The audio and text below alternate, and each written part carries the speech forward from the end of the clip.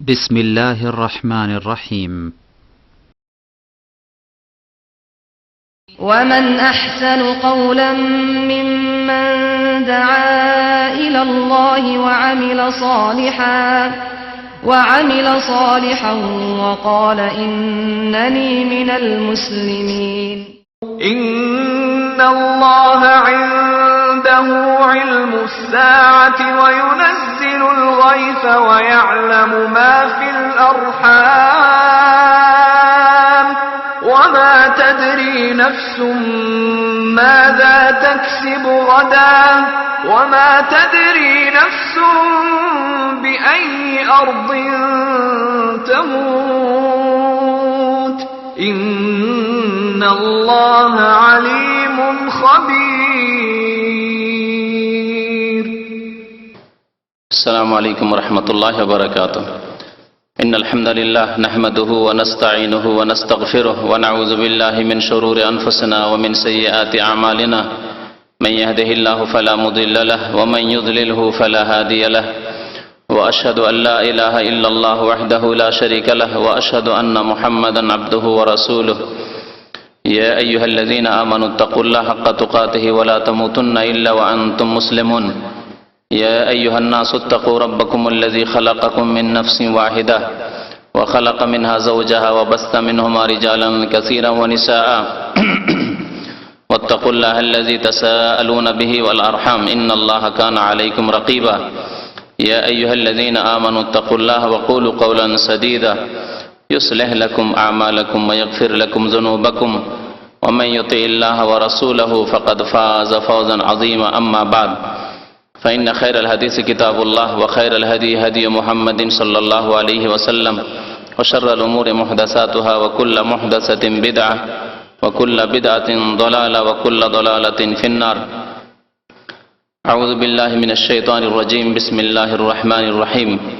إن الله عنده علم الساعة وينزل الغيث ويعلم ما في الأرحام وما تدري نفس ماذا تكسب غدا وما تدري نفس بأي أرض تموت إن الله عليم خبير. মহান আল্লাহর সমস্ত প্রশংসা যে আল্লাহ রাব্বুল আলামিন সবকিছুর খোঁজ খবর রাখেন, যে আল্লাহ রাব্বুল আলামিন মানুষকে অল্পই জ্ঞান দান করেছেন। দরুদ ও সালাম নাযিল হোক নবী মুহাম্মদ রাসূলুল্লাহ সাল্লাল্লাহু আলাইহি সাল্লামের প্রতি, যার মাধ্যমে আল্লাহ পাক রব্বুল আলামিন আমাদেরকে বিভিন্ন গায়েব সম্পর্কে, বিভিন্ন অদৃশ্য সম্পর্কে সহি জ্ঞান দান করেছেন।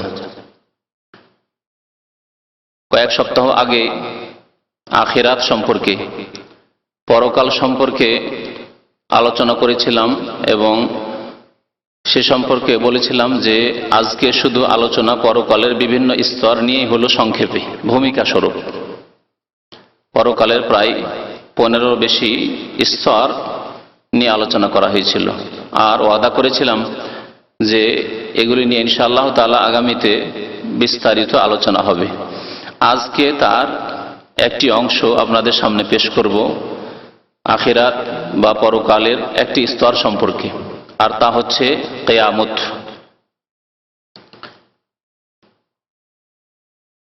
কিয়ামতকে আল্লাহ পাক রব্বুল আলামিন বিভিন্ন নামে উল্লেখ করেছেন কোরআনে কারীমে, বা কিয়ামতের দিবসকে। এই কিয়ামতের দিবসকে ইয়াউমুল কিয়ামা বলেছেন, আইয়ানা ইয়াউমুল কিয়ামা। কিয়ামতের দিন বা কিয়ামতের দিবস বলে আল্লাহ পাক রব্বুল আলামিন আখ্যায়িত করেছেন।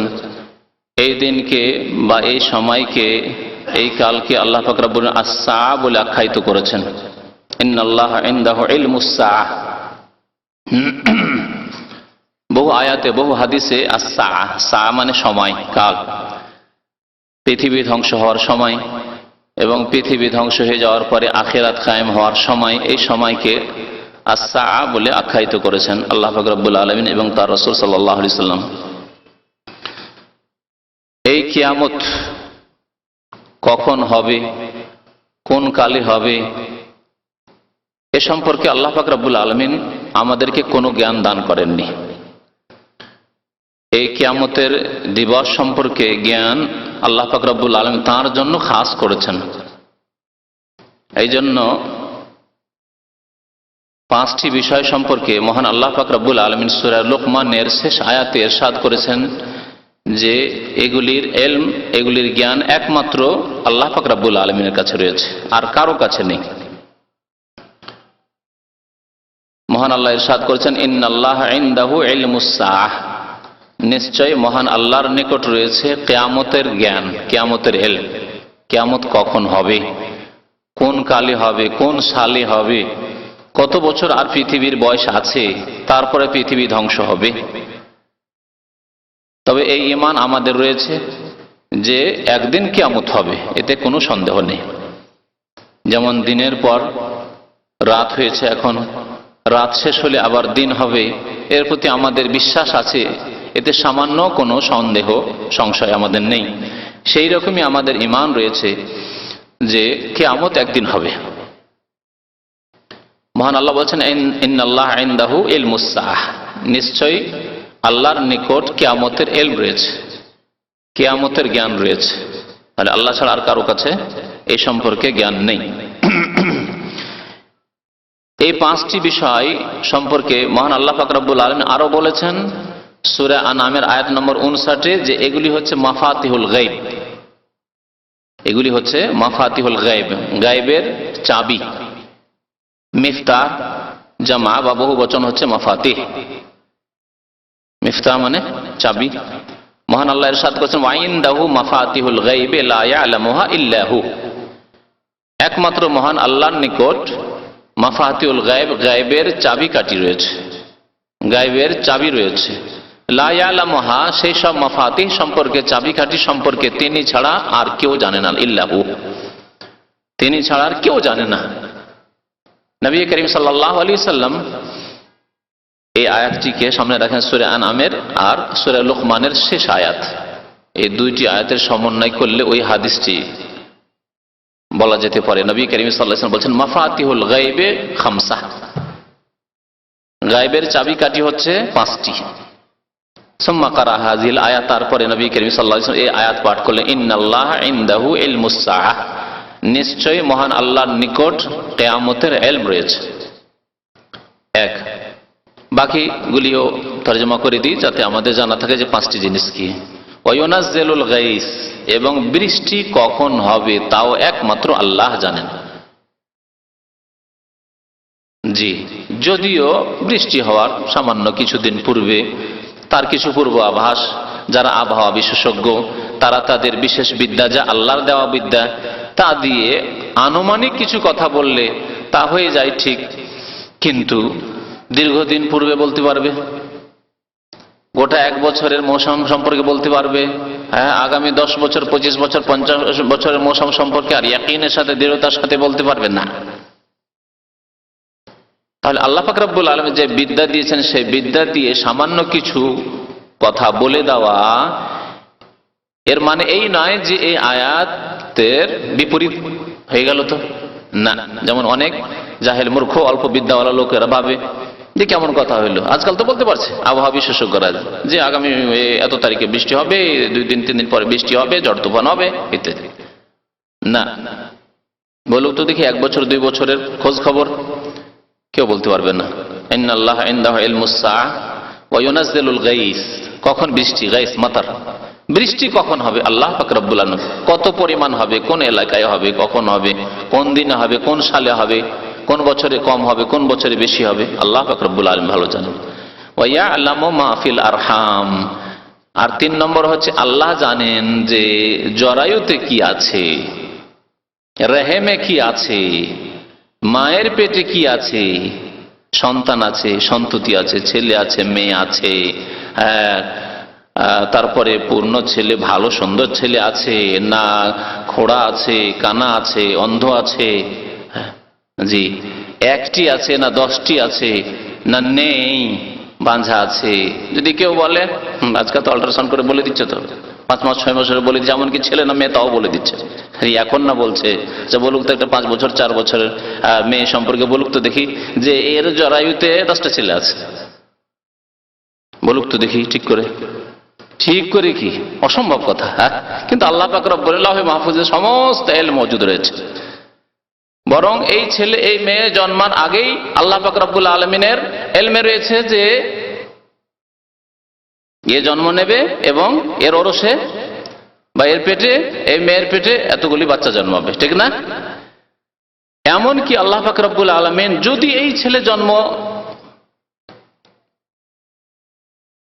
জন্ম ধরেন একজন জন্ম নিচ্ছে বা জন্ম একজন নেবে না, তার জন্ম হবে না বা জন্ম হবে মারা যাবে, সে যদি বেঁচে থাকতো, এই উদাহরণটাই দিই খুব সহজে বোঝানোর জন্য, যে একটি ছেলে জন্ম নিল বা একটি মেয়ে জন্ম নিল, তারপরে মারা গেল, সাবালক হতে পারলো না। যদি ছেলে যদি সাবালক হতো, বড় হওয়ার পরে সেও সৎ হতো না অসৎ হতো, তার বাচ্চা হতো না, তাও আল্লাহ পাক রব্বুল আলামিন জানেন। ইন্নাল্লাহা বিকুল্লি শাইইন আলিম, সবকিছু সম্পর্কে তিনি সর্বজ্ঞ, সবকিছু জানেন আল্লাহ পাক রব্বুল আলামিন। ওয়া ইয়ালামু মা ফিল আরহাম, জরায়ু সম্পর্কে আল্লাহ পাক রব্বুল আলামিন জানেন যে কি আছে তাতে, কার ঘরে কি হবে, কি জন্মাবে। ওয়া মা তাদরি নাফসুন মাযা তাকসিবু গাদা, আর আগামী কালকে কি করবে কোন ব্যক্তি জানে না। আপনি কি করবেন, আমি কি করব, আমার কি হবে, আপনার কি হবে, উন্নতি হবে, অবনতি হবে, সুখ হবে, দুঃখ হবে, কোথায় থাকবেন, কোথায় খাবেন, কি খাবেন। মাযা তাকসিবু গাদা, চাকরি করবেন, ব্যবসা করবেন, জি। ওয়া মা তাদরি নাফসুন মাযা তাকসিবু গাদা, কেউ জানে না, কোন ব্যক্তি জানে না যে আগামী কালকে তার কি হবে, কি করবে, কেউ জানে না। অনেকেই খুব উন্নতি করেছেন, কোনদিনই এই কল্পনা করতে পারেনি যে আমি এত উন্নতি করতে পারবো, আরে আমি এত উন্নতি করতে পারবো, কল্পনা করতে পারেননি। অনেকের এমন অবনতি ঘটেছে, খুব সম্ভ্রান্ত পরিবারের ছেলে, এমন সর্বনাশ হয়েছে যে কল্পনা করতে পারেনি যে আমি এত হতভাগা হব। ওয়া মা তাদরি নাফসুন মাযা তাকসিবু গাদা ওয়া মা তাদরি নাফসুন বিআইয়ি আরদিন তামুত, আর কোন ব্যক্তি জানেন না যে কোন দেশে গিয়ে কোন জমিনে তার মৃত্যু হবে, কল্পনা করতে পারেননি যে আমি জন্মিনাল কোথায়, জন্ম হলো কোথায়, কোথায় জীবন যাপন করলাম, কোথায় মানুষ হলাম, আর মরবো যে কোথায়, কোনো খবর নেই আপনার কাছে। বিআইয়ি আরদিন তামুত, এই পাঁচটি বস্তুকে আল্লাহ পাক রব্বুল আলামিন বলেছেন ওয়া ইনদাহু মাফাতিহুল গায়ব, আল্লাহর নিকটে মাফাতিহুল গায়ব রয়েছে। যাই হোক, আসল বিষয়বস্তু হচ্ছে কিয়ামত সম্পর্কে ইলম। কিয়ামত সম্পর্কে ইলম একমাত্র কিয়ামত কখন হবে, কোন বছরে হবে, কত বছর পরে হবে, পৃথিবীর বয়স আর কত আছে, এসব কথা একমাত্র আল্লাহ পাক রব্বুল আলামিন জানেন। তবে কিয়ামতের কিছু পূর্বাভাস, লক্ষণ, নিদর্শন, আলামত রাসূলুল্লাহ সাল্লাল্লাহু আলাইহি সাল্লাম বলে দিয়েছেন। রাসূলুল্লাহ সাল্লাল্লাহু আলাইহি সাল্লাম বলে দিয়েছেন কিয়ামত সম্পর্কে। কিয়ামত সম্পর্কে যখনই মুশরিকরা নবী করিম সাল্লাল্লাহু আলাইহি সাল্লামকে জিজ্ঞাসা করত, তখন আল্লাহ পাক রব্বুল আলামিন উত্তর শিখিয়ে দিতেন। জি, সূরা আরাফের আয়াত নম্বর 187 তে মহান আল্লাহ ইরশাদ করেছেন যে ইয়াসআলুনাকা আনিস সাআহ, তারা হে নবী আপনাকে জিজ্ঞাসা করে কিয়ামত সম্পর্কে। আনিস সাআহ, কিয়ামত সম্পর্কে জিজ্ঞাসা করে। কি জিজ্ঞাসা করতো? যে কখন হবে। হে মুহাম্মদ, তুমি যে নবী বলছো, নিজেকে রাসূল বলছো, তোমার কাছে ওহী আসে, বলো দেখি যে কিয়ামত আর পৃথিবীর বয়স কত আছে, কতদিন পরে পৃথিবী ধ্বংস হয়ে যাবে, বলো দেখি। যাতে করে নবী সাল্লাল্লাহু আলাইহি ওয়াসাল্লাম নীরব হয়ে যান, জবাব না দিতে পারেন, আর তখন আমরা হইচই করে বলবো যে দেখো দেখো কিছু জানে না তো। নবী বলে নিজেকে না, জিজ্ঞাসা করতো তারা। আইয়ানা মুরসাহা, কখন অনুষ্ঠিত হবে কিয়ামত। কুল হে নবী মুহাম্মদ সাল্লাল্লাহু আলাইহি ওয়াসাল্লাম, আপনি বলেন ইন্নামা ইলমুহা ইনদা রাব্বি, এর ইলম, এর জ্ঞান তো একমাত্র আমার রবের কাছে রয়েছে, আমার কাছে নেই। আল্লাহ পাক রব্বুল আলামিন তার ইলমে, তার ক্ষমতায় কাউকে শরীক করেননি। ইন্নামা ইলমুহা ইনদা রাব্বি লা ইউজাল্লিহা লিওয়াক্তিহা ইল্লা হু, তার সময় সম্পর্কে আল্লাহ পাক রব্বুল আলামিন তার ছাড়া আর কাউকে জ্ঞান দেননি, একমাত্র তার কাছে জ্ঞান রয়েছে, কোন ব্যক্তিকে এই সম্পর্কে জ্ঞান দেননি। আর এই সম্পর্কে আরো একটি কথা এই আয়াতে বলা হয়েছে, লা তাতিকুম ইল্লা বাগতাহ, এই কিয়ামত আসবে আকস্মিক, হঠাৎ করে। লা তাতিকুম, এই কিয়ামত আসবে হঠাৎ করে। তাহলে কিয়ামত আসবে, এরপর ঈমান আছে, আর কিয়ামত আসবে একবার হঠাৎ করে। মানুষ নিজের নিজের কাজে ব্যস্ত থাকবে, ভাবতেই পারবে না যে আজকে কিয়ামত হয়ে যেতে পারে, ভাবতেই পারবে না যে আজকে পশ্চিম দিক থেকে সূর্য উঠে যেতে পারে, সকালবেলা যেমন ফজর পরে কাজকর্মে যারা ড্রাইভার গাড়ি নিয়ে বেরিয়ে গেছে, যারা চাষি চাষ করার জন্য বেরিয়ে গেছে, যারা ব্যবসায়ী হয়তো তাদের ব্যবসা বাণিজ্যে চলে গেছে, যারা সফরে যাবে, সফরে আজকে প্রোগ্রাম আছে সফরে যাওয়ার, বিদেশে যাওয়ার ইত্যাদি ইত্যাদি, তার জন্য বেরিয়ে গেছে। কেউ এয়ারপোর্টে গিয়ে বসে আছে, কেউ রেল স্টেশনে গিয়ে বসে আছে, কেউ বাস স্ট্যান্ডে গিয়ে বসে আছে। আল্লাহু আকবার। নিজের নিজের কাজে আগামীকালকে এই করব সেই করব, কত লোকের সাথে অ্যাপয়েন্টমেন্ট দিয়ে রেখেছেন, কত লোকের কাছে অ্যাপয়েন্টমেন্ট নিয়ে রেখেছেন। জি, এগুলি কি আকস্মিক না, হঠাৎ? সেই জন্যই তো এরকম। আর না হইলে তো জানা আছে কালকে তো পৃথিবী ধ্বংস হয়ে যাবে, আর এসব করে লাভ কি? আরে চুপচাপ যা কর আল্লাহ বিল্লাহ আজকে করো, যা করার আজকে তো শেষ, আর সময় নেই। না, লা তাতিকুম ইল্লা বাগতা। এই কিয়ামত আসবে হঠাৎ করে, চমকে উঠবে। বাগতা মানে মানুষের কাছে হঠাৎ যদি কোনো কিছু হয় তো কি হয়, চমকে ওঠে না?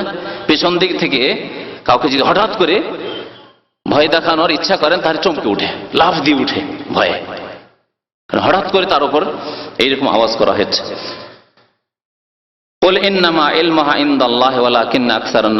আবার আল্লাহ পাক বলছেন, হে নবী তাদেরকে বলে দেন যে এর ইলম একমাত্র আল্লাহর নিকট রয়েছে, অধিকাংশ মানুষের সম্পর্কে জানে না, এই জন্য তারা জিজ্ঞাসা করে। আসলে কিয়ামত সম্পর্কে ইলম একমাত্র আল্লাহর কাছে রয়েছে।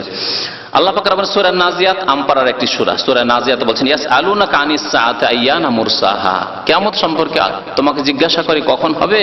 ফিমা আনতা মিন যিকরাহা। আল্লাহ বলছেন এর আলোচনার সাথে তোমার কি সম্পর্ক? অর্থাৎ দিন বলে দিবে, তারিখ বলে দিবে, মাস বলে দিবে, সাল বলে দিবে, এর আলোচনার সাথে তোমার কি সম্পর্ক? কোনো জ্ঞান নেই সম্পর্কে তোমার।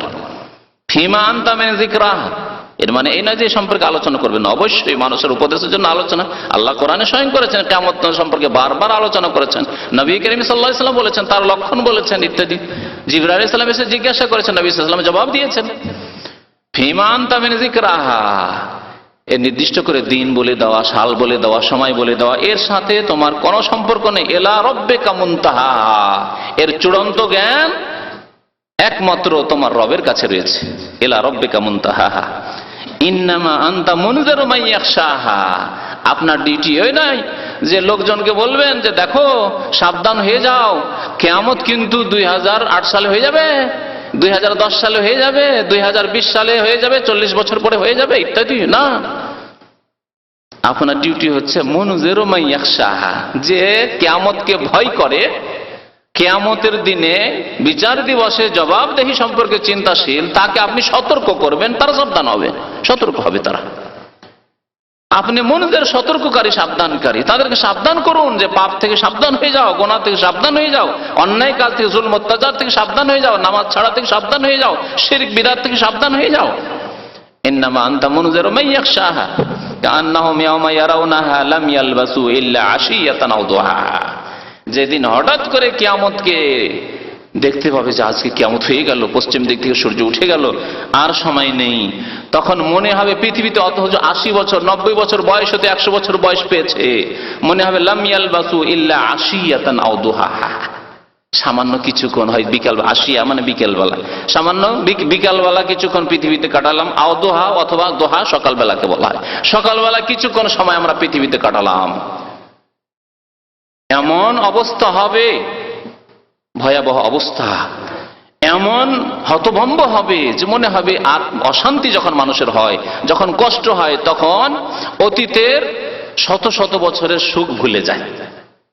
আপনি 25-50 বছর যদি খুব সুখে কাটিয়ে থাকেন আর শেষ জীবনে যদি মারাত্মক রোগে আক্রান্ত হন আপনি, তাহলে জীবনের সমস্ত সুখ ভুলে যাবেন। কত যে ভালো ভালো খাবার খেয়েছেন, আর কত যে ভালো ভালো লেবাস পোশাক পরেছেন, আর কত যে আয়েশ আরাম করেছেন, আর কত যে আপনার ছেলে মেয়েদেরকে নিয়ে আনন্দ করেছেন, সব ভুলে যাবেন আপনি। লাম ইয়ালবাসু ইল্লা আশিয়াতান আও দুহাহা, এরকম মনে হয় যে বিকালবেলা কিছুক্ষণ সময় কেটেছে, অথবা সকালবেলা কিছুক্ষণ সময় পৃথিবীতে কেটেছে। এই কিয়ামতের বেশ কিছু লক্ষণ আছে। এই কিয়ামত সম্পর্কে আরেকটি কথা বলি যে কিয়ামত যদি মুসলিমকে বলি যে ইমানদার, তার জন্য আল্লাহ এবং তার রাসূলের কথা যথেষ্ট যে কিয়ামত হবে, এবং এর প্রতি প্রত্যেক মুসলিম মুমিনের ঈমান রয়েছে। কিন্তু একজন মানুষ যে আল্লাহ বিশ্বাসী নয়, পরকালে বিশ্বাসী নয়, কিয়ামতে বিশ্বাসী নয়, হিসাব নিকাশে বিশ্বাসী নয়, হয় সে কাফের, অমুসলিম, আল্লাহ পরকালে বিশ্বাস করে না, অথবা নাস্তিক, মুরতাদ, জি, আর বহু মানুষ আজকাল মুসলিম সমাজে হয়েছে নামেতে মুসলমান, হয়তো বলতে পারে যে হ্যাঁ আমাদের কিয়ামতে বিশ্বাস আছে, কিন্তু বিশ্বাস থাকলে তার জন্য যে কর্ম হওয়া উচিত এরকম কোনো কর্মও নেই। এদের সম্পর্কে কি বলা যেতে পারে? যাদের কোনো কর্ম তৎপরতা নেই, মেহনত পরিশ্রম নেই। আমরা জানি যে আমরা বড় হয়েছি, আমাদের যারা বিয়ে শাদী করেননি এখন তো দায় দায়িত্ব চাপে নেই, তারপরে টাকা পয়সা ইনকাম করছেন। কি জন্য? কারণ আপনার ইমান, বিশ্বাস, এই বিশ্বাস আছে যে আমাকে বিয়ে শাদী করতেই হবে, আর বেঁচে থাকলে আমাকে স্ত্রীকে খাওয়াইতেই হবে, ছেলে মেয়েদের লালন পালন করতেই হবে, খরচ খরচা করতেই হবে, তাদের বাড়ি ঘর তৈরি করতেই হবে, এসব করতে হবে, তার জন্য মেহনত করছে। অথচ আপনার বেঁচে থাকার কোন নিশ্চয়তা নেই, বেঁচে থাকার কোন নিশ্চয়তা নেই। আর কিয়ামতের নিশ্চয়তা আছে, জবাবদেহির নিশ্চয়তা আছে, হিসাব দিতে হবে, জবাব দিতে হবে, হাজির হইতে হবে আল্লাহ রাব্বুল আলামিনের দরবারে। তারপরেও নেই নামাজ, নামাজই নেই, আসল বিষয় নেই। আসলে জুমা পড়া, ঈদ পড়া মুসলমান নেই, পাপ থেকে বেঁচে থাকা নেই, আখিরাত বলে ভয় নেই, আখিরাত বলে জবাবদেহি বলে চিন্তা। তাহলে এদের সম্পর্কে কি বলা যেতে পারে? আল্লাহ পাক রব্বুল আলামিন কাফির যারা, অস্বীকারী যারা, যারা সন্দেহ সংশয় রয়েছে, যারা একেবারে অচেতন রয়েছে আখিরাত সম্পর্কে, তাদের সামনে কিছু যুক্তি পেশ করেছেন আল্লাহ পাক রব্বুল আলামিন। যুক্তি দিয়ে তাদেরকে কিয়ামত বুঝিয়েছেন। তিনটি যুক্তি আল্লাহ পাক রব্বুল সূরা ইয়াসিনে বর্ণনা করেছেন। খুব সহজভাবে আপনাদের মনে রাখার জন্য সূরা ইয়াসিনের শেষ আয়াতগুলি, শেষ দিকে যে আয়াতগুলি রয়েছে 78 নম্বর আয়াত থেকে শুরু করে সূরার শেষ পর্যন্ত, এই আয়াতগুলি তাফসীর পড়লে আল্লাহ পাক রব্বুল আলামিন সেখানে তিনটি যুক্তির কথা বলেছেন কিয়ামত হওয়া সম্পর্কে। কিয়ামত হওয়া মানে কিয়ামতের দিনে আবার মানুষ ধ্বংস হয়ে যাওয়ার পরে পুনরুত্থান, মরে গিয়ে, সরে গিয়ে, পচে গিয়ে, হাড় হাড্ডি, এমনকি অনেকের হাড় হাড্ডি কিছুই নেই, তারপর আবার পুনরায় আল্লাহ পাক রব্বুল জীবন দান করবেন, হায়াত দান করবেন। এসব সম্পর্কে আল্লাহ পাক রব্বুল আকলি দলিল অর্থাৎ যুক্তি পেশ করেছেন। শরীয়তে ইসলামে দলিল দুই রকমের রয়েছে, এক হচ্ছে নাকলি দলিল অর্থাৎ কোরআনে কারীমের কথা, আর রাসূলুল্লাহ সাল্লাল্লাহু আলাইহি সাল্লামের কথা। আল্লাহ পাক যদি কোরআনে কারীমে বলে থাকেন, প্রত্যেক মুসলিম বিশ্বাস করে, জি, মুমিন, বিশ্বাসী, ইমানদার মুসলিম বিশ্বাস করে। রাসূলুল্লাহ সাল্লাল্লাহু আলাইহি সাল্লাম যদি বলে থাকেন, হাদিস যদি সহিহ হয়, প্রত্যেক মুসলিম বিশ্বাস করে, যদি মুমিন হয়, ইমানদার হয়, বিশ্বাসী হয়। তাহলে এগুলি হচ্ছে কোরআন এবং হাদিসের দলিল। আর যুক্তি হচ্ছে যে মানুষকে যুক্তি দিয়ে বোঝানো। আল্লাহ পাক রব্বুল মাঝে মাঝে যুক্তি দিয়েও বুঝিয়েছেন কাফেরকে বোঝানোর জন্য। আর তিনটি যুক্তি অন্য অন্য সূরায় বর্ণনা করে, 6টি যুক্তি আল্লাহ পাক রব্বুল কোরআনে কারীমে বর্ণনা করেছেন কিয়ামত হওয়া সম্পর্কে। এই যুক্তিগুলি সম্পর্কে সংক্ষেপে বলি, যদিও কথা খুব বেশি বলার প্রয়োজন, কিন্তু যত সংক্ষেপে আমি পারি আপনাদের সামনে পেশ করছি। প্রথম যুক্তি আল্লাহ পাক রব্বুল আলামিন উল্লেখ করেছেন যে আমি তোমাদেরকে প্রথমবার সৃষ্টি করেছি। প্রথমবার কে সৃষ্টি করেছেন? আল্লাহ পাক রব্বুল সৃষ্টি করেছেন। আকাশ জমিন সৃষ্টি করেছেন, মানুষকে সৃষ্টি করেছেন, জীব জন্তু পাখি সারা পৃথিবী সবকিছু আল্লাহ পাক রব্বুল আলামিন সৃষ্টি করেছেন। তিনি খালেক। যে আল্লাহ প্রথমবার সৃষ্টি করেছেন তিনি দ্বিতীয়বার সৃষ্টি করতে পারবেন না? পারবেন না। প্রথমবার সৃষ্টি করা বেশি মুশকিল না দ্বিতীয়বার সৃষ্টি করা বেশি মুশকিল? প্রথম যে কোনো জিনিস, যান্ত্রিক সভ্যতার যুগে আছেন, প্রথম যেখানে মোবাইল তৈরি হয়েছে, টিভি তৈরি হয়েছে, রেডিও তৈরি হয়েছে, যে কোনো জিনিস তৈরি হয়েছে, যন্ত্র তৈরি হয়েছে, প্রথম তৈরি যে করেছে তার ব্রেনের প্রশংসা। আর যারা নকল করে করে দেখে দেখে তৈরি করেছে তাদের এমন কোন প্রশংসা, ঠিক না? আল্লাহ পাক রব্বুল আলামিন এই যুক্তি পেশ করেছেন। মহান আল্লাহ ইরশাদ করেছেন, ওয়া দারাবা লানা মাসালান ওয়া নাসিয়া খালকাহ। আমার সম্পর্কে তারা উপমা পেশ করে, বিভিন্ন রকমের কথাবার্তা বলে আল্লাহ সম্পর্কে। ওয়া নাসিয়া খালকাহ, নিজের সৃষ্টিকে ভুলে গেছে যে আল্লাহ কেমন করে তাকে সৃষ্টি করেছে। বীর্য থেকে সৃষ্টি হয়েছে, তারপরে কত দুর্বল অসহায় ছিল, ধীরে ধীরে শক্তিশালী হল, আর ভুলে গেল, সব ভুলে গেল। ওয়া নাসিয়া খালকাহ, আর বলে উঠে কালা মাইয়ুহিল ইযামা ওয়া হিয়া রামীম, তুমি তো কিছুই ছিলে না। হাল আতা আলাল ইনসান হিনু মিনাদ দাহর লাম ইয়াকুন শাইয়্যান মাযকুরা। তুমি বলো যে তুমি, তোমার বয়স 40 বছর, 41 বছর আগে কোথায় ছিলে, কি ছিলে? তুমি না ছিলে, তোমাকে আল্লাহ পাকে হ্যাঁ নিয়ে আসলেন। লাম ইয়াকুন শাইয়্যান মাযকুরা, কিছুই ছিলে না তুমি। তো আল্লাহ পাক বলছেন ওয়ানাসিয়া খালকা কালা মান ইউহিল ইযাম, আর ভুলে গিয়ে নিজের সৃষ্টির এই সব রহস্যকে ভুলে গিয়ে, সৃষ্টির অবস্থাকে ভুলে গিয়ে সে বলতে লাগে কি মান ইউহিল ইযামা ওয়া হিয়া রামীম, হাড় হাড্ডিগুলি পচে সড়ে সব শেষ হয়ে গেছে, তারপরে আবার কে আবার এই হাড় হাড্ডিতে জীবন দান করবে? কে জীবন দান করবে? অর্থাৎ কিয়ামত হবে না, আবার পুনরায় আমাদেরকে উঠানো হবে না, হিসাব নিকাশ হবে না, ওঠানো হবে না, জীবিত করা হবে না, তো হিসাব নিকাশ হবে না। কাফের অস্বীকার করে, নাস্তিক অস্বীকার করে, যে পরকালে বিশ্বাসী নয় সে অস্বীকার করে। আল্লাহ পাক বলছেন হে নবী আপনি বলে দেন, কুল, হে নবী বলে ইউহয়ি আল্লাযী আনশাহা আউয়াল মাররা, সেই আল্লাহ সেই সত্তাই তো সৃষ্টি করবেন আবার, বা জীবন দান করবেন আবার। আল্লাযী আনশাহা আউয়াল মাররা, যিনি প্রথমবার সৃষ্টি করেছিলেন, প্রথমবার যিনি তোমাকে বীর্য থেকে নিয়ে এসেছিলেন, আর এত সুন্দর মানুষ বানিয়েছিলেন তোমাকে, আর এত বিচক্ষণ আল্লাহ পাক রব্বুল তোমাকে বানিয়েছিলেন, আবার তোমার মৃত্যু এসেছিল, আবার তুমি মাটিতে সরে গলে শেষ হয়ে গেছিলে, তিনি দ্বিতীয়বার তোমাকে জীবন দান করবেন। ওয়া হুয়া বিকুল্লি খালকিন আলিম, এবং সেই আল্লাহ প্রত্যেক সৃষ্টি সম্পর্কে সম্যক জ্ঞানী। কোথায় এই সৃষ্টির লাশ পচে সড়েছে, কোথায় আছে, ওখান থেকে জীবিত করতে হবে। জমিনকে আল্লাহ আদেশ করবেন, জমিন ওয়া আখরাজাতিল আরদু আসকালাহা, হ্যাঁ, জমিন তার বোঝাকে বের করে দিবে, বের করো তোমার পেটে যা আছে, কে কে আছে তোমার পেটে সবকে বের করো। সূরা ইয়াসিন আয়াত নম্বর 78-79 আল্লাহ পাক রব্বুল আলামিন এই যুক্তি পেশ করেছেন। আর একটি যুক্তি পেশ করেছেন যে একটি বস্তু থেকে তার বিপরীত বস্তু তৈরি হয়, এই থেকে দিয়ে এক বস্তু থেকে একটি বস্তু আছে, তার বিপরীত বস্তু তা থেকে তৈরি হয়। এই ফর্মুলা থেকে আল্লাহ পাক রব্বুল আলামিন এই যুক্তি পেশ করেছেন যে একজন মানুষ সরে গলে যাওয়ার পরে, নিশ্চিহ্ন হয়ে যাওয়ার পরে নেই, তারপর আল্লাহ পাক রব্বুল আলামিন তাকে সৃষ্টি করবেন কেমন, যেমন একটি জিনিস থেকে, সেই জিনিস থেকে তার বিপরীত বস্তুকে আল্লাহ সৃষ্টি করেন কেমন। আরব দেশে দুটি গাছ ছিল, সেই দুইটি গাছ সম্পর্কে বলা হয়েছে হেজাজে পাওয়া যেত, যে প্রাচীন যুগে যখন আগুনের প্রয়োজন হতো, সফরে আছে আগুনের প্রয়োজন, তখন এই দুইটি গাছ মারখ এবং ইফার, এই দুটি গাছের নাম বলা হয়েছে। এই দুইটি গাছের একবারে তাজা ডালকে, তাজা শাখাকে নেওয়ার পরে একটাকে অন্যটার সাথে ঘষা দিত, তাজা হয়ে আছে। আর আগুন, আগুন তো শুকনা বস্তু থেকে বেরোয়, হ্যাঁ, কাঁচা বস্তু থেকে আগুন বেরোয়, তাহলে কাঁচা বস্তু আগুনের বিপরীত, কাঁচা বস্তু হচ্ছে আগুনের বিপরীত। আল্লাহ পাক বলছেন যে আল্লাহ পাক রব্বুল আলামিন কাঁচা বস্তু থেকে, কাঁচা ডাল থেকে আগুন বের করতে পারেন। যে আল্লাহ কাঁচা ডাল থেকে আগুন বের করতে পারেন, সে আল্লাহ পাক রব্বুল আলামিন মানুষ ধ্বংস হয়ে যাওয়ার পরে, মরে যাওয়ার পরে, পৃথিবী সব শুকিয়ে যাওয়ার পরে আবার আল্লাহ পাক রব্বুল আলামিন জীবন দান করতে পারেন, কিয়ামত কায়েম হবে। মহান আল্লাহ ইরশাদ করেছেন আল্লাযী জাআলা লাকুম মিনাশ শাজারিল আখদারি নারান ফাইযা আনতুম মিনহু তুকিদুন, সেই সত্তার কথা স্মরণ করো যিনি সবুজ গাছ থেকে, অর্থাৎ তাজা কাঁচা গাছ, আর শাজারুল আখদার আল্লাহ বলেছেন তরতাজা গাছ যাতে রস রয়েছে, সেই গাছ থেকে আগুন বের করেন। গাছের ডালে এক ডালকে অন্য ডালের সাথে যখন ঘষা দাও তখন আগুন বের হয়, কাঁচা ডাল, শুকনো ডাল নয়।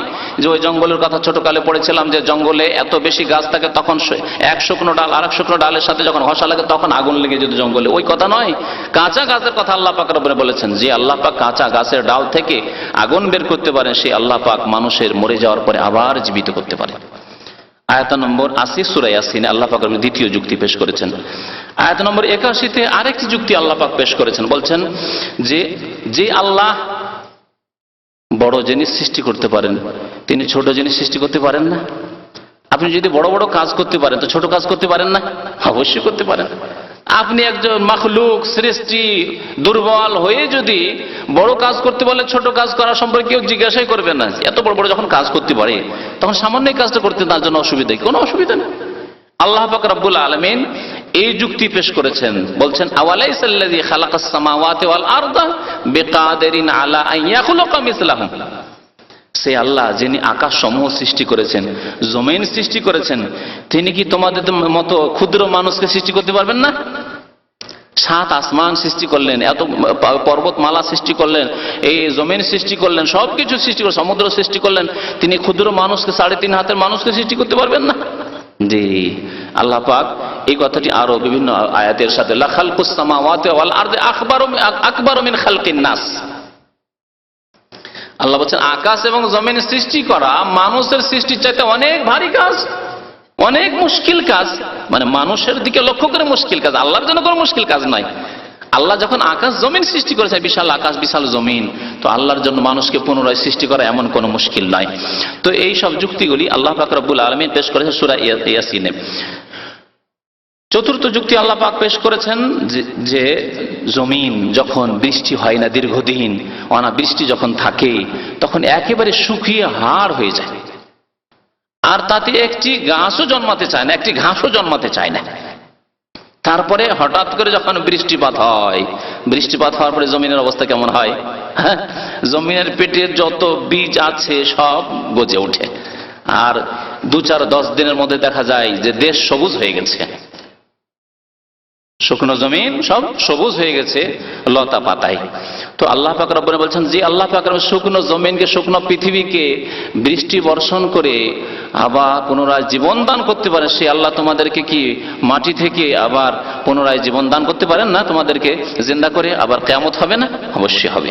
তাই মহান আল্লাহ ইরশাদ করেছেন ওয়ামিন আয়াতিহি আন্নাকা তারাল আরদা খাশিয়া, আল্লাহর একটি নিদর্শন হচ্ছে, আল্লাহ সম্পর্কে আল্লাহর প্রতি ঈমান নিয়ে আসার জন্য একটি দলিল প্রমাণ হচ্ছে যে আন্নাকা তারাল আরদা খাশিয়া, তুমি জমিনকে দেখবে শুষ্ক, শুকিয়ে গেছে জমিন, এত শুকিয়ে যায় যে আপনি পড়ে গেলে আপনারই জীবন নিয়ে টানাটানি হয়ে যাবে এঁটেল মাটিতে। ফায়দা আনজালনা আলাইহাল মা, তারপরে যখন আমি তার উপর বৃষ্টি বর্ষণ করি, আল্লাহ পাক যখন বৃষ্টি বর্ষণ করেন, ইহতাজ্জাত, জমিন তখন আন্দোলিত হয়ে ওঠে, জমিন নড়াচড়া শুরু করে, তখন ইহতাজ্জাত, জমিন লাফ দিয়ে ওঠে, ইহতাজ্জাত, জমিন হরকতে চলে আসে, ওয়া রাবাত, এবং জমিন ফুলে ওঠে, জমিন ফুলে ওঠে, জমিনের পেটে যা আছে ধীরে ধীরে গজিয়ে উঠতে লাগে। ইন্নাল্লাযী আহইয়াহা লামুহয়িল মাউতা, তারপরে আল্লাহ বলছেন যে আল্লাহ এই মৃত জমিনকে, এই জমিনকে আল্লাহ মৃত জমিন বলেছেন, হ্যাঁ, এই মৃত জমিনকে যে আল্লাহ জীবন দান করলেন, আর ফসল শুরু হলো, শস্য শ্যামল দেখতে পাচ্ছেন আপনি, ফসল ভরা জমিন দেখতে পাচ্ছেন আপনি, সে আল্লাহ পাক রব্বুল আলামিন মুহয়িল মাউতা, মৃতদেরকে এইভাবে মাটি থেকে উদ্গত করবেন, জীবিত করবেন। ইন্নাহু আলা কুল্লি শাইইন কাদির, আল্লাহ সর্বশক্তিমান। 5 নম্বরের দলিল আল্লাহ পাক রব্বুল আলামিন পেশ করেছেন নিদ্রা এবং জাগরণ দিয়ে, যে হে মানুষ, তোমার তো নিদ্রা আসে, আর নিদ্রা আসার পরে আবার জেগে উঠো, এতে থেকে শিক্ষা নাও। এই যুক্তি আল্লাহ পেশ করেছেন যে আল্লাহ পাক রব্বুল আলামিন তোমাকে নিদ্রা দিলেন, আর নিদ্রার পরে আবার তোমাকে আল্লাহ পাক রব্বুল আলামিন জাগিয়ে তুললেন, সেই আল্লাহ তোমাকে মৃত্যু দান করে মৃত্যুর পরে আবার জাগিয়ে দেবেন, এই জাগো, এখন তোমার হিসাব নিকাশ হবে। মহান আল্লাহ ইরশাদ করেছেন এই ক্ষেত্রে সূরা আনামের আয়াত নম্বর 60 যে ওয়াহুয়াল্লাযী ইয়াতাওয়াফাকুম বিল্লাইলি, আল্লাহ সেই সত্তার নাম যিনি রাত্রে মৃত্যু দান করে থাকেন। এখানে বলা হয়েছে ঘুমকে, নিদ্রাকে মৃত্যু, ওয়াফাত বলা হয়েছে। আল্লাহু ইয়াতাওয়াফাল আনফুসা হিনা মাউতিহা ওয়াল্লাতী লাম তামুত ফি মানামিহা, যাদের মৃত্যুর সময় আসেনি, একবারে ফায়সালা শেষ মৃত্যু, তাদেরকে আল্লাহ পাক রব্বুল নিদ্রায় ফি মানামিহা, নিদ্রায় মৃত্যু দান করে থাকেন। এই জন্য আন-নাওম আখুল মউত, নিদ্রা হচ্ছে বড় মৃত্যুর ভাই। আগের আয়াতটি রয়েছে সূরা হামিম সাজদার আয়াত নম্বর 39। এই আয়াতে সূরা আনামে মহান আল্লাহ ইরশাদ করেছেন ওয়াহুয়াল্লাযী ইয়াতাওয়াফাকুম বিল্লাইলি ওয়া ইয়ালামু মা জারাহতুম মিন নাহার, আর দিনে যে পরিশ্রম করো, কাজকর্ম করো, তাও আল্লাহ জানেন যে কি কাজ করছো, ভালো কাজ করছো, মন্দ কাজ করছো, হালাল করছো, আরাম করছো, নাই করছো, অন্যায় করছো, সবকিছু আল্লাহ জানেন। সুম্মা ইয়াবআসুকুম ফীহ, অতঃপর আল্লাহ তোমাদেরকে আবার জাগিয়ে থাকেন, ঘুমিয়ে গিয়েছিলেন তারপরে আল্লাহ জাগিয়ে থাকেন। লিইয়ুকদা আজালুম মুসাম্মা, নিদ্রা তো চলে এসেছিল, ওই অবস্থায় থাকলেন না, আবার সকাল হলো বা ঘুম ভেঙে গেল, উঠে গেলেন নিজের কাজকর্মের জন্য। কি জন্য আল্লাহ পাক উঠিয়ে দেন, এইভাবে জাগিয়ে দেন? লিইয়ুকদা আজালুম মুসাম্মা, নির্দিষ্ট আল্লাহ তোমাকে সময় দিয়েছেন, সেই সময়টুকু তোমাকে পুরো করে আসতে হবে পৃথিবীতে। সুম্মা ইলাইহি মারজিউকুম, অতঃপর আবার আল্লাহর কাছে তোমাদেরকে ফিরে আসতে হবে, আল্লাহর কাছে ফিরে আসতে হবে। এখানে উদ্দেশ্য হচ্ছে যে যেমন নিদ্রার পরে আবার জেগে উঠলে ওই রকমই মৃত্যুর পরে আল্লাহ পাক আবার জাগিয়ে তুলবেন আর কিয়ামত হবে। এই যুক্তি আল্লাহ পাক রব্বুল পেশ করেছেন। সুম্মা ইউনাব্বিউকুম বিমা কুনতুম তা'মালুন, পৃথিবীতে যে আমল করেছো সে সম্পর্কে আল্লাহ তখন তোমাদেরকে জানাবেন যে এইগুলি করেছো, এই কাজ করেছো, এই কর্ম করেছো, এই ভালো করেছো, এই মন্দ করেছো, কি জন্য করেছো, জবাব দিতে হবে সেই দিন। 6 নম্বরের যুক্তি হচ্ছে যে আল্লাহ পাক রব্বুল আলামিনের হিকমত এবং আল্লাহর ন্যায় বিচারের দাবি হচ্ছে যে মানুষ মরে যাওয়ার পরে পুনরুত্থান হোক আর সেখানে সবার বিচার হোক একসাথে। যেই ব্যক্তি সৎকর্ম করেছে, ভালো কাজ করেছে, সে উত্তম প্রতিদান পাওয়ার হকদার, তার অধিকার রাখে। আর যে অসৎ কাজ করেছে, আল্লাহকে অস্বীকার করেছে, অন্যায় কাজ করেছে, জুলম অত্যাচার করেছে, বেনামাজি হয়ে জীবনযাপন করেছে, আল্লাহর সাথে সম্পর্কহীনভাবে জীবনযাপন করেছে, তাদের উচিত শাস্তি হওয়া উচিত। এক মানুষ অন্য মানুষকে জুলম অত্যাচার করেছে, শোষণ করেছে, খুন করেছে, ব্যভিচার করেছে, ইত্যাদি ইত্যাদি, তাদের বিচার হওয়া উচিত। আর এই বিচারের জন্য আল্লাহ পাক রব্বুল আলামিন কিয়ামতের মাঠ তৈরি করেছেন, হাসরের দিবস তৈরি করেছেন, সেই দিনে সবার বিচার হবে। তাই আল্লাহ পাক সূরা মুমিনুনের আয়াত নম্বর 115 তে ইরশাদ করেছেন, আফা হাসিবতুম আন্নামা খালাকনাকুম আবাসা, তোমরা কি চিন্তা করেছো যে আল্লাহ তোমাদেরকে অনর্থক সৃষ্টি করেছেন? আফা হাসিবতুম, তোমরা কি এই মনে করেছিলে? আল্লাহ কাল কিয়ামতে বলবেন বান্দাকে, মানুষকে, যারা অস্বীকার করেছিল আখিরাতকে, কিয়ামতকে অস্বীকার করেছিল, বিচার হিসাব নিকাশকে, জবাবদেহিকে অস্বীকার করেছিল, যা করার করো, এই তো কদিনের দুনিয়া, এইরকম যাদের মনোভাব ছিল। আফা হাসিবতুম, তোমরা কি এইরকমই চিন্তা করেছিলে, ধারণা করেছিলে, আন্নামা খালাকনাকুম আবাসা, তোমাদেরকে আমি উদ্দেশ্যবিহীন এমনি সৃষ্টি করে দিয়েছি, বাস খাও দাও চলে এসো মরে শেষ, আর কিছু হবে না। ওয়া আন্নাকুম ইলাইনা লা তুরজাউন, আর তোমাদেরকে আমার কাছে ফিরিয়ে নিয়ে আসা হবে না, তোমরা আমার কাছে প্রত্যাবর্তিত হবে না, ছেড়ে দেওয়া হবে, খেয়ে দিয়ে মরে যাবে বাস। জুলম অত্যাচার করে মরে গেলে, কেউ মজলুম হয়ে বেচারা সারা জীবন জুলম সহে সহে মরে গেল, বরদাস্ত করে এইভাবেই মরে গেল, সে নিজের ন্যায্য হক পেল না। এক ব্যক্তি খুন হলো, খুন হয়ে মরে গেল, কোনো কিছুই তার পেল না। এক ব্যক্তি খুন করে শত শত খুন করল, আর খুন করে মরে গেল, জুলম অত্যাচার করে, তার কোনোই বিচার হলো না। এক ব্যক্তি বেঈমানি করে মরে গেল, তার কোনোই বিচার হলো না। এক ব্যক্তি আল্লাহ পাকের ইবাদত বন্দেগী করে মরল, সে তার উত্তম প্রতিদান পাবে না। এক ব্যক্তি আল্লাহর সাথে কুফরি করলো, ইবাদত বন্দেগী নামাজ পড়লো, তার কোনোই বিচার হবে না। আফা হাসিবতুম আন্নামা খালাকনাকুম আবাসা, তোমাদেরকে অনর্থক আমি সৃষ্টি করেছি, ওয়া আন্নাকুম ইলাইনা লা তুরজাউন, আর তোমাদেরকে আমার কাছে কি ফেরানো হবে না? অবশ্যই ফিরে আসতে হবে। বলছিলাম যে কিয়ামত হঠাৎ করে আসবে, কিন্তু কিয়ামতের কিছু লক্ষণ রয়েছে। কিয়ামতের লক্ষণ সম্পর্কে বেশ কিছুদিন আগে দীর্ঘ আলোচনা করা হয়েছে। কিয়ামতের বড় লক্ষণ এক এক দিনে এক একটি করে আলোচনা করা হয়েছে, আর এ সম্পর্কে ক্যাসেট পাবেন আমাদের এখানে যদি অতিরিক্ত জানতে চান তাহলে। আর কিয়ামতের কিছু ছোট লক্ষণ রয়েছে, ছোট লক্ষণ রয়েছে, বড় লক্ষণ রয়েছে। বড় লক্ষণগুলির কোনো একটি এখন পর্যন্ত আসেনি, আর যখন আসতে লাগবে খুব তাড়াতাড়ি দ্রুত বেগে আসতে লাগবে। নবী করিম সাল্লাল্লাহু আলাইহি ওয়াসাল্লামের একটি হাদিসে বলা হয়েছে যে ওগুলি কেমন, যেমন তসবির দানা তো দেখছেন, কারণ আমাদের দেশে আবার এই তসবি করে, সেই জন্য মালার দানা বলি। হ্যাঁ, ওই তসবির দানা না বলে মালার দানা বলেই ভালো, কারণ এইভাবে তসবি করা সুন্নত সম্মত নয়। নবী করিম সাল্লাল্লাহু আলাইহি ওয়াসাল্লাম বলছেন তসবি করেন হাতে, আর এই হাতের যে আঙ্গুল রয়েছে এই আঙ্গুলগুলি কাল কিয়ামতে সাক্ষী দিবে যে এই বান্দা আব্দুল্লাহ এই তসবিহ করেছে, সুবহানাল্লাহ বলেছে, আলহামদুলিল্লাহ বলেছে, আল্লাহকে বলেছে। সুতরাং এটি হচ্ছে সুন্নত। তো এই যে মালার দানা রয়েছে, এই দানাগুলি যদি সেই সুতা ছিঁড়ে যায়, সুতা ছিঁড়ে গেলে আর ধরে থাকেন যদি, কতক্ষণ লাগবে দানাগুলি পড়তে? সেকেন্ডের মধ্যে সব পড়ে শেষ হয়ে যাবে। ওই রকমই কিয়ামতের বড় লক্ষণগুলি যখন একটি আসবে, পর পর দ্রুত বেগে বাকি লক্ষণগুলি তাড়াতাড়ি চলে আসবে, শেষ হয়ে যাবে তাড়াতাড়ি, আর কিয়ামত কায়েম হয়ে যাবে।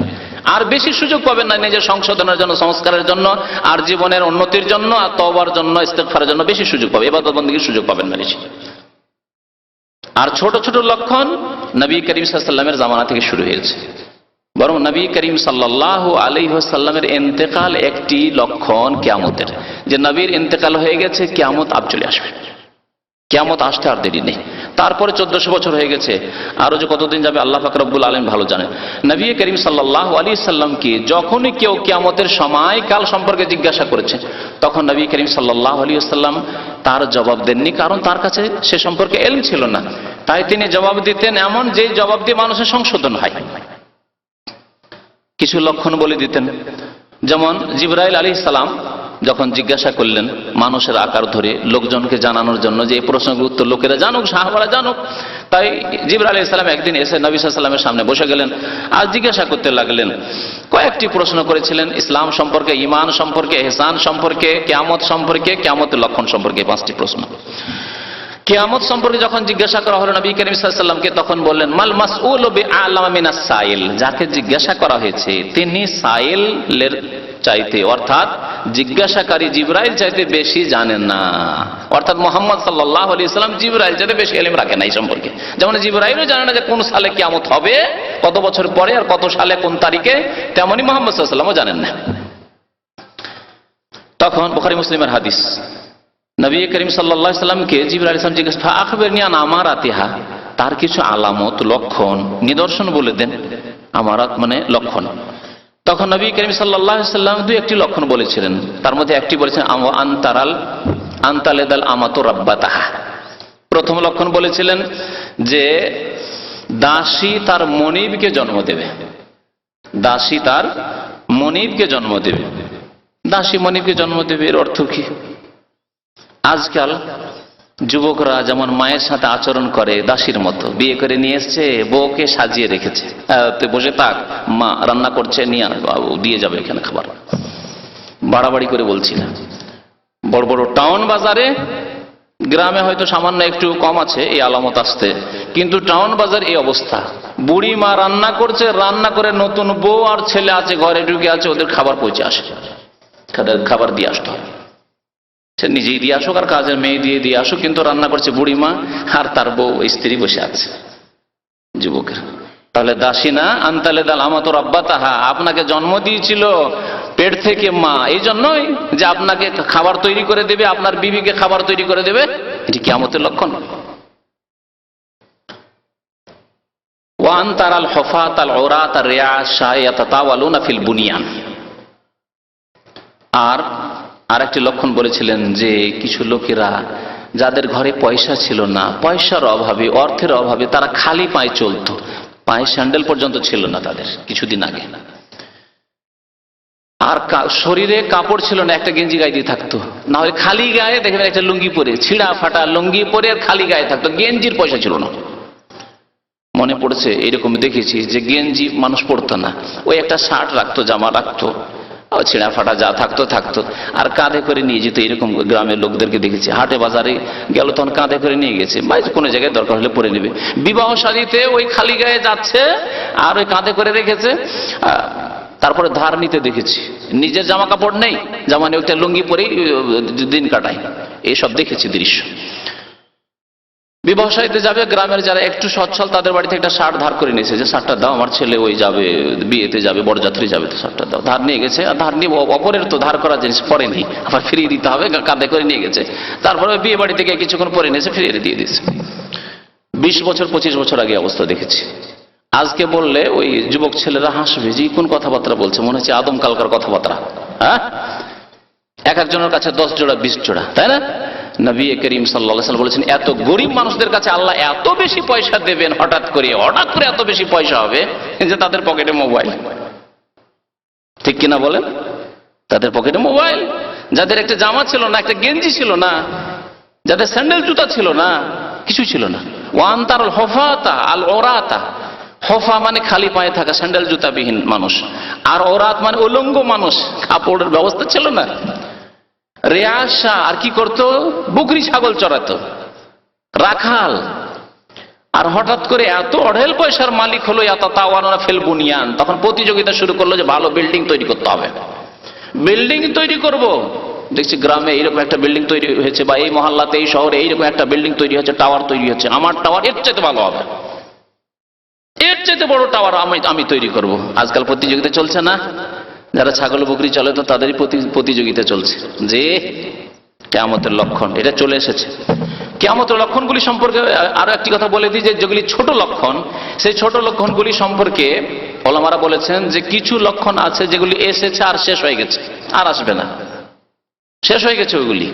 আর কিয়ামতের ছোট লক্ষণ কিছু আছে যেগুলি বর্তমান বিদ্যমান, এখন দেখতে পাচ্ছেন চোখের সামনে। কোরআন হাদিস পড়েন আর বাস্তবে দেখেন ওই সব কিয়ামতের লক্ষণ আছে। আর কিয়ামতের কিছু ছোট লক্ষণ আছে যেগুলি এখনো দেখতে পাননি, হবে, আসবে। আর এই যেটুকু সময় আছে কিয়ামত আসার পূর্বে তাতে। আর বড় লক্ষণ সম্পর্কে বললাম যে যেগুলি এখনো আসেনি। তো কিয়ামতের ছোট লক্ষণগুলি সম্পর্কে কয়েকটি লক্ষণের কথা বলি আপনাদেরকে। এই হাদিস হয়ে গেল, জিবরাইল আলাইহিস সালামের হাদিস হয়ে গেল। নবী করিম সাল্লাল্লাহু আলাইহি সাল্লামকে আরেক ব্যক্তি জিজ্ঞাসা করলেন যে মাতা সাতু ইয়া রাসূলুল্লাহ, কিয়ামত কখন হবে, কিয়ামত কখন হবে? একজন বেদুইন যাযাবর এসে জিজ্ঞাসা করলো, মাতা সাতু ইয়া রাসূলুল্লাহ। নবী করিম সাল্লাল্লাহু আলাইহি ওয়াসাল্লাম, ওয়াই হাকা ইন্না সাতা আতিয়া, তোমার উপর আফসোস, কিয়ামত অবশ্যই হবে। তবে কিয়ামত সম্পর্কে, কিয়ামতের সময় সম্পর্কে জেনে কি হবে? মা আথামা আদাত্তালাহা, এমন কি প্রস্তুতি নিয়েছো, কিছু তৈরি করেছো? কিয়ামতে যে যাবে, পাড়ি দেবে, হাসরের মাঠে যাবে, বিচার দিবসে কি তৈরি করেছো? সেখানকার সম্বল, সেখানকার পাথেই কি তোমার কাছে? মা আদাত্তালাহা। সেই ব্যক্তি বললেন যে মা আদাতুল্লাহা মিন কবির সালাতিন ওয়ালা সিয়ামিন ইল্লা আন্নী উহিব্বুল্লাহ ওয়া রাসূলাহ। ইয়া রাসূলুল্লাহ, আমার কাছে নামাজের পাহাড় নেই আর রোজারও পাহাড় পর্বত নেই। মানে অনেক নামাজ, অনেক রোজা নফল, উদ্দেশ্য হচ্ছে নফল। ফরজ অবশ্যই আদায় করেছেন, সুন্নাত অবশ্যই আদায় করেছেন, কিন্তু নফল নামাজ, তাহাজ্জুদ পড়তে পারি না ইয়া রাসূলুল্লাহ, ইশরাক চাষ করতে পারি না, নফল নামাজ পড়তে পারি না, নফল রোজা সোমবার বৃহস্পতিবার রোজা রাখতে পারি না, মাসে 3টি রোজা রাখতে পারি না, এত বেশি আমি পারি না। তবে যথাসাধ্য আমি কি করি? ইন্নী উহিব্বুল্লাহ ওয়া রাসূলাহ, আল্লাহ এবং তার রাসূলকে খুব ভালোবাসি আমি। ওই সাহাবী বেদুইন, কিন্তু অন্তর পরিষ্কার, ইসলাম যেমনই ঢুকেছে, খালেস ইসলাম ঢুকেছে, ভেজাল নেই তাতে। বলছেন ইন্নী উহিব্বুল্লাহ ওয়া রাসূলাহ। নবী করিম সাল্লাল্লাহু আলাইহি ওয়াসাল্লাম, আনতা মা মান আহবাবতা, তুমি তার সাথেই থাকবে কাল কিয়ামতে যাকে তুমি ভালোবাসো। তুমি নবীকে ভালোবাসো, নবীর সাথেই তুমি কাল কিয়ামতে উঠবে। এই ফজিলতের। সুতরাং আল্লাহ এবং রাসূলকে ভালোবাসতে হবে এবং ভালোবাসার প্রমাণ দিতে হবে অন্তর থেকে, কথার দ্বারা, কাজের দ্বারা। ভালোবাসেন আর নবীর সাথে আপনার কোনো সম্পর্ক নেই, নবী করিম সাল্লাল্লাহু আলাইহি ওয়াসাল্লাম মৃত্যু সজ্জায় আসসালাত করছেন আর আপনার নামাজের সাথে সম্পর্ক নেই, আর বলবেন যে ভালোবাসি, মিথ্যু। তো নবী করিম সাল্লাল্লাহু আলাইহি ওয়াসাল্লাম বেশ কিছু লক্ষণ বলেছেন, ছোট লক্ষণ। তার মধ্যে একটি লক্ষণ, ইন্না মিন আশরাতিস সাআতি আন ইউরফাল ইলম, হাদিসটা শোনাই। নবী সাল্লাল্লাহু বলছেন যে কিয়ামতের ছোট লক্ষণের একটি লক্ষণ হচ্ছে যে এলেম উঠে যাবে। এলেম উঠে যাবে মানে দ্বীনের এলম উঠে যাবে পৃথিবী থেকে। বড় বড় আলেমরা ইন্তেকাল করবেন, তারপরে ভালো বড় আলেম জন্মাবে না। একজন আলেম, বড় দক্ষ আলেম মারা গেলে তার বিকল্প যে আরেকজন দক্ষ আলেম খুঁজবেন, পাবেন না। কিয়ামতের লক্ষণ, কিয়ামতের লক্ষণ এটি শুরু হয়ে গেছে আর এখনো চলতে আছে। অনেক আগে থেকে শুরু হয়ে গেছে আর এখনো চলতে আছে। বলুন, ইমাম বুখারী রাহমাতুল্লাহ আলাইহি ইন্তেকালের পরে তার বিকল্প কোন ইমাম জন্ম নিয়েছেন? ইমাম আবু হানিফা, শাফি, মালিক, আহমদ রহমতুল্লাহ আলিম আজমাইন, তাদের ইন্তেকালের পরে তাদের বিকল্প, তাদের মতো, তাদের কাছে আলেম জন্ম নিয়েছেন খুব কম। ধীরে ধীরে কমতে কমতে কমতে কমতে ইমাম ইবনে তাইমিয়া রাহমাতুল্লাহর মতো আলেম জন্ম নিয়েছেন। আর এই যুগে আছে, এই যুগের কথা বলছি, 3 জন বিখ্যাত আলেমের কথা বলছি। আল্লামা শেখ ইমাম আব্দুল্লাহ ইবনে বাজ রাহমাতুল্লাহ আলাইহির কথা বলছি, আর বলছি ইমাম মুহাদ্দিস নাসিরউদ্দিন আলবানির কথা বলছি, আর ইমাম মুহাম্মদ বিন হুসাইন রাহমাতুল্লাহ আলাইহি আজমাইনের কথা বলছি। 3 জন পৃথিবীর সবচেয়ে বড় আলেম ছিলেন সারা পৃথিবীতে এই যুগে, যাদের ইন্তেকাল গত 5-7 বছরের মধ্যে হয়েছে। 1420-এ প্রায় ইন্তেকাল হয়েছে মোহাম্মদ আব্দুল্লাহ ইবনে বাজ রাহমাতুল্লাহ আলাইহি, আর তারপরে নাসিরউদ্দিন আলবানি ইন্তেকাল হলো কয়েক বছর আগে, তারপরে শেষে ইন্তেকাল হলো ইবনে উসাইমিন রাহমাতুল্লাহ আলাইহি। এই যে ওলামায়ে কেরামদের ইন্তেকাল হয়ে যাওয়ার পরে বিকল্প আলেম পাবেন এরকম আছে না? নেই। এটি হচ্ছে কিয়ামতের লক্ষণ। আর ওয়ায়াজহার আল জাহল, অজ্ঞতা বিরাজ করবে, অজ্ঞতা বিরাজ করবে। অজ্ঞ মানুষ কিন্তু মনে করে আমি খুব বুঝি আর খুব জানি। জি। ওয়ায়াফশুজ জিনা, আর ব্যভিচার ব্যাপক আকার ধারণ করবে। ব্যভিচার আম হয়ে যাবে, ঘরে ঘরে ব্যভিচার ঢুকে যাবে।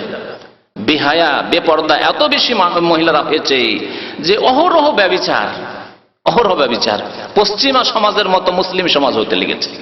একদিকে যদি অমুসলিম সমাজকে ধরেন, তাহলে সেই অমুসলিম সমাজের কথা বিনা বাড়াবাড়িতে যদি বলা যায় তো সত্য যে সেসব দেশে বিবাহ শাদীর হারের তুলনায় জেনা ব্যভিচারের বা লিভ টুগেদার, একসাথে বসবাস করো, যার সাথে মন মিলে গেল তার সাথে বসবাস করো, তাদের সংখ্যা বেশি, একথা কেউ অস্বীকার করতে পারবে না। ইউরোপ আমেরিকার সমাজ, আর থাইল্যান্ড, আর আপনার ফিলিপাইনের সমাজ, আর জাপান আর চাইনার সমাজ, আর আপনার কি বলে নেপালের সমাজ, এসব সমাজের অবস্থা এই। সারা পৃথিবীর মোটামুটি আপনাকে ইঙ্গিত করলাম। মুসলিম সমাজও প্রচার মাধ্যমগুলি এমন ভাবে তাদের বিষগুলি ঘরে ঘরে মুসলিম সমাজে ঢুকিয়ে দিচ্ছে ইন্টারনেটের মাধ্যমে আর ওই টিভির মাধ্যমে, ডিশের মাধ্যমে, যে মুসলিমরা ওই চরিত্র নিয়েছে। 40 বছর 50 বছর হয়ে গেছে, যৌবন সব চলে গেল, বিয়ে শাদীর প্রয়োজনই নেই। তাহলে কি কি অবস্থা, কি অবস্থায় তার কাটছে। জি, জেনা এত ব্যাপক আকার ধারণ করেছে, কিয়ামতের লক্ষণ। ওয়ায়ুশরাবুল খামর, আর মদ পান করা হবে খুব বেশি। আজকে পশ্চিমা দেশগুলিতে, আর পশ্চিমা দেশের পেছনে পেছনে যারা চলেছে তাদের কথা বলছি, যে তাদের দেশে পানির চাইতে মদের ব্যবহার বেশি হয়, হোটেলে পানির চাইতে বেশি মদ বিক্রি হয়। জি, আর মুসলিম দেশের কথা বলছি, মুসলিম দেশে জি এক শ্রেণীর যারা নেতৃত্ব, বড় নেতৃত্বে পৌঁছে গেছে, তাদের টেবিলে খাবার দাবারের সাথে, পানাহারের সাথে মদ থাকতেই হবে। এ কথা বড় যোগ্য ব্যক্তিরা আমাকে বলেছেন, যারা তাদের সাথে ওঠা বসা করে তারা বলেছেন। জি, হয়তো পৃথিবীতে দু একটি দেশ, সৌদি আরবের মতো দেশ, এই দেশে একটু কম আছে, যারাও করছে লুকিয়ে লুকিয়ে খুব, আল খালিজের মধ্যে লুকিয়ে লুকিয়ে চোরের মতো, ওই আপনার ডাস্টবিনের মধ্যে আপনার মদ রেখে ইত্যাদি ইত্যাদি। কিন্তু বাকি দেশগুলিতে খোলা খোলা। জি, যারা মদ পান করে তারাই মাথা উঠিয়ে। জি, আর যারা বলে যে মদ হারাম, তাই সাবধান, হারাম ফতোয়া দেওয়ার তোমার অধিকার কি, তুমি সন্ত্রাসী, তুমি সন্ত্রাসী। জি, তো কিয়ামতের লক্ষণ এটি। ওয়াকিল্লুর রিজাল, আর পুরুষদের সংখ্যা কমে যাবে। দেখছেন আজকাল পৃথিবীতে পুরুষদের সংখ্যা কমে যাবে। প্রত্যেক বাড়ির, যদি প্রত্যেক গ্রামের হিসাব নিকাশ করেন, দেখবেন মেয়েদের সংখ্যা বেশি। এতগুলি যুবতী আমাদের গ্রামে রয়েছে, বিয়ে শাদী হচ্ছে না। আর ছেলের সংখ্যা কম তুলনায়, মেয়েদের তুলনায় ছেলের সংখ্যা পাওয়া যাচ্ছে না। জি, ওয়ায়াকসুরুন নিসা, মহিলাদের সংখ্যা বেশি হয়ে যাবে। হাত্তা ইয়াকুনা লি50 ইমরাআতান আল কাইয়্যিমুল ওয়াহিদ, এমন এক সময় আসবে, এটি হয়তো আসেনি, এমন এক সময় আসবে যেই দিন কোন এক পরিবারে, কোন এক বংশে 50টি মহিলা বা 50 জন মহিলার দেখাশোনা করতে হবে মাত্র একজন পুরুষকে। 50 জন মহিলা, তাদের কেনাকাটা বাজার করার কেউ নেই, তাদের দেখাশোনা করার অভিভাবক হিসেবে কোনো পুরুষ নেই, সব মহিলার মহিলা, গোটা বংশে মহিলার মহিলা, আর তাদের গোটা বংশে একজন পুরুষ আছে। পুরুষকে দিয়ে যদি কোনো কাজ করে তো ওই একটি পুরুষ আছে মাত্র, ব্যাস। এমন অবস্থা হবে। নবী করিম সাল্লাল্লাহু আলাইহি ওয়াসাল্লাম কিয়ামতের লক্ষণ সম্পর্কে আলো বলেছেন, লা তাকুমুস সাআতু হাত্তা তাকতাতিলা ফিআতানি আযীমাতানি তাকুনু বাইনাহুমা মাকতালা আযীমা। অতদিন পর্যন্ত কিয়ামত কায়েম হবে না যতদিন পর্যন্ত দুইটি বড় দল আপোষে যুদ্ধে লিপ্ত না হবে। দুইটি বড় দল আপোষে যুদ্ধে লিপ্ত না হবে। হয়তো বিশ্বযুদ্ধের দিকে ইশারা করা হয়েছে, তাও হতে পারে। অথবা মুসলিমদের মধ্যে দুইটি বড় দল হবে, তারা আপোষে যুদ্ধ করবে, লড়াই করবে, মুসলিমের সাথে লড়াই করবে। এইদিকে বিরাট একটি দল মুসলিমদের, ওইদিকে আর একটি বিরাট দল মুসলিমদের, আর মুসলিমদের আপোষের দ্বন্দ্ব, আপোষের লড়াই, যুদ্ধ, তাও হতে পারে। দাওয়াতুহুম ওয়াহিদ, তাদের দাবি হচ্ছে এক, তাদের দাবি এক। আমরা সত্য প্রতিষ্ঠা করতে চাই, আমরা ন্যায় প্রতিষ্ঠা করতে চাই, আমরা পৃথিবীতে শান্তি চাই। ওরাও বলছে আমরা পৃথিবীতে শান্তি চাই। জি, ওয়া হাত্তা ইউবাসা দাজ্জালুনা কাযাবুনা কারীবুম মিন 30, আর 30-এর কাছাকাছি মিথ্যুক নবী যারা কাযাব, মিথ্যুক আর দাজ্জাল হবে। তাদেরকে নবী করিম সাল্লাল্লাহু আলাইহি ওয়াসাল্লাম দাজ্জাল বলে আখ্যায়িত করে, যারা মিথ্যুক নবী হওয়ার দাবি করবে। তাদের একজন 20 শতাব্দীর কে মির্জা গোলাম আহমদ কাদিয়ানি, তার অনুসারী কাদিয়ানিদের মিশন বাংলাদেশে কাজ করছে খ্রিস্টান মিশনের মতো। জি, আর খ্রিস্টান মিশন তো অনেক জায়গায় সাকসেসফুল হতে পারছে না, কারণ মুসলমান তো ধরে নিচ্ছে যে আমাকে খ্রিস্টান বানাতে চাই রে বাবা। মুসলমানের বাচ্চা আমি তো গরুর গোস্ত খাওয়া লোক, নামাজ টামাজ না পড়লেও কমপক্ষে মুসলমান হয়ে বাঁচতে হবে, এটুকু জানে। কিন্তু কাদিয়ানি তার বলে না যে আমরা তো খ্রিস্টান, আমরা কাফেরি কথা বলে না, আমরা হচ্ছে আহমদি। আমরা কি আহমদি? আমরা, তোমরা ওই হানাফি হয়ে আছো, শাফি হয়ে আছো, মালিকি হয়ে আছো, হাম্বলি হয়ে আছো, ওই সব থাকার দরকার কি? আহমদি হও। আর অনেক জাহেল মুর্খ মরছে আহমদি, মানে মোহাম্মদ সাল্লাল্লাহু আলাইহি ওয়াসাল্লামের একটি নাম আহমদ ছিল, হয়তো ওই আহমদি না। কিন্তু এরা মির্জা গোলাম আহমদ কাদিয়ানি, যে মিথ্যুক নবী দাজ্জাল, যার সম্পর্কে নবী কারীম সাল্লাল্লাহু আলাইহি ওয়াসাল্লাম ভবিষ্যৎবাণী করেছে, তার উম্মত যে, এই কথা অনেকে জানে না। আর এরা চাষিদেরকে স্বীকার করে না, কাদিয়ানি বানায় না। অশিক্ষিত ক্লিনারদেরকে কাদিয়ানি বানায় না, মূর্খদেরকে কাদিয়ানি বানায় না, কাদিয়ানি বানায় বড় বড় শিক্ষিতদেরকে, মন্ত্রীকে, জি, বড় বড় নেতাকে, এমপিকে, হেডমাস্টারকে, কলেজ ইউনিভার্সিটির প্রফেসর লেকচারারকে। জি, আমি জানি রাজশাহীর একজন হেডমাস্টার, হাই স্কুল উচ্চ মাধ্যমিকের হেডমাস্টার, সে কাদিয়ানি হয়েছে। তার ছেলেদের সাথে আমার সাক্ষাৎ, ছেলেরা কথা বলতে বলতে কেঁদে ফেললো। জি, কারণ একজন শিক্ষিত লোককে যদি তারা কাদিয়ানি বানিয়ে দিতে পারে, তার মাধ্যমে শত শত ছাত্র তার হয়তো কাদিয়ানি হয়ে যাবে। কিন্তু একজন অশিক্ষিত লোককে পয়সা দিয়ে লাভ কি?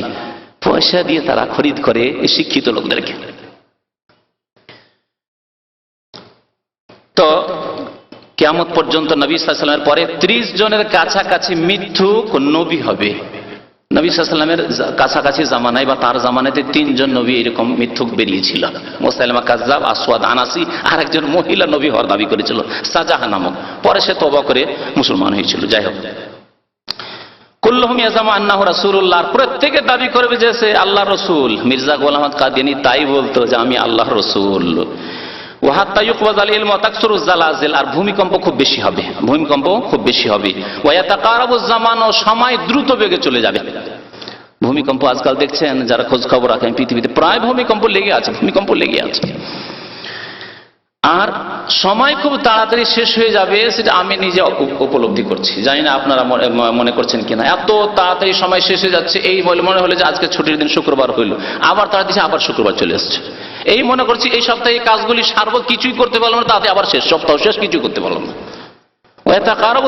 সময় এত দ্রুত বেগে চলে যাবে যে কি করলাম না করলাম, সারাদিন পার হয়ে গেল, সপ্তাহ পার হয়ে গেল, মাস পার হয়ে গেল, বছর শেষ হয়ে গেল। আরে 1428 শেষ, 2007 সাল শেষ, কি করলাম এ বছরে? নবী করিম সাল্লাল্লাহু আলাইহি ওয়াসাল্লাম ভবিষ্যৎবাণী বলে কিয়ামতের লক্ষণ। ওয়া তাজহারুল ফিতান, ফিতান বিপর্যয় সৃষ্টি হবে, ফিতনা। আপনি বাইরে বাজারে বেরোলে ফিতনায় পড়ে যাবেন, বিভিন্ন রকম ফিতনা, নারীর ফিতনা, ব্লু ফিল্মের ফিতনা, সিডির ফিতনা, আর গান বাজনার ফিতনা, আর কিছু লম্পটদের যুবকদের ফিতনা, কত রকম ফিতনা। আপনার ছেলেকে যদি বাজারে ছেড়ে দেন, রাস্তাঘাটে অন্যান্য ছেলেদের সাথে খেলাধুলার জন্য ছেড়ে দেন, স্পোর্টসের জন্য যেখানে সেখানে যাচ্ছে, যখন তখন যাচ্ছে, যদি ছেড়ে দেন, আপনার ছেলে নিরাপদ ফিরে আসবে না, এমন ফিতনা। ভালোই, আর আপনার ছেলে ফিরে আসবে না। ওয়ায়াকসুরুল হারাজ, আর খুন খুব বেশি হবে, কিয়ামতের লক্ষণ, খুন খুব বেশি হবে। পত্র পত্রিকা খুলেন বাংলাদেশের প্রত্যেক দিন, আর প্রত্যেক দিন কত লোক খুন হচ্ছে। ওয়ায়াকসুরুল হারাজ ওয়াহুল কাতল ওয়া হাত্তা ইয়াকসুরা ফিকুমুল মাল, ধন সম্পদ এত বেশি হবে মানুষের হাতে, যেটা এই প্রায় 10-20 বছর থেকে বেশি উপলব্ধি করছি আমরা। একটা যুগ এমন ছিল যে একটি জামাই, একটি পাঞ্জাবিতে, আমার যখন আমি দাওরা হাদিসে পড়ি তখন মাত্র 2টি পাঞ্জাবি আমার কাছে, আর তার 2 বছর আগ পর্যন্ত মাত্র একটি পাঞ্জাবিতে চলতাম। এমন নয় যে পয়সার অভাব শুধু আমার ছিল আর অন্যরা 10টা করে পাঞ্জাবি রাখতো না। পয়সাওয়ালা যাদেরকে গৃহস্থ মনে করতাম, ভালো ছেলে যারা সচ্ছল ভালো খায়, তাদেরও দেখতাম 2টো করে পাঞ্জাবি, কারো 5টা পাঞ্জাবি দেখিনি। জি, আর ঘরে টেলিফোন থাকা আর মোবাইল থাকা, এগুলো তো দেখতে পাচ্ছে না, ঘরে ঘরে যে সব জিনিস রয়েছে। আর যে দিনে প্রতিদিন কত টাকা একজন মানুষের খরচ হচ্ছে, যা কিছু ছিল না। একটা চিঠি পাঠিয়ে দিলেন, সপ্তাহ 2 সপ্তাহ, মাস 2 মাস চলে গেল, ব্যাস আপনার স্ত্রী চিঠি পেয়ে গেল, আপনি একটা চিঠি পেয়ে গেল, হয়ে গেল। আর আজকাল জিজ্ঞাসা করেন যুবকদেরকে যারা নতুন বিয়ে শাদী করে এসছে, আমার কয়েক ভাই বলেছে, একজনের খবর তো শুনলাম, এখানে এক ভাই আছেন যিনি সংবাদ দিয়েছেন, যে তার মাসে 2000 রিয়াল টেলিফোন বিল আসে, শুধু স্ত্রীকে টেলিফোন করায়। আর কয়েকজনের কথা, প্রায় 10 জনের মতো লোক হবে যাদেরকে জানি যে মাসে তাদের 500 রিয়াল করে বিল হয় শুধু স্ত্রীকে টেলিফোন করাতে। তাহলে কত পয়সা মানুষের হাতে হয়েছে।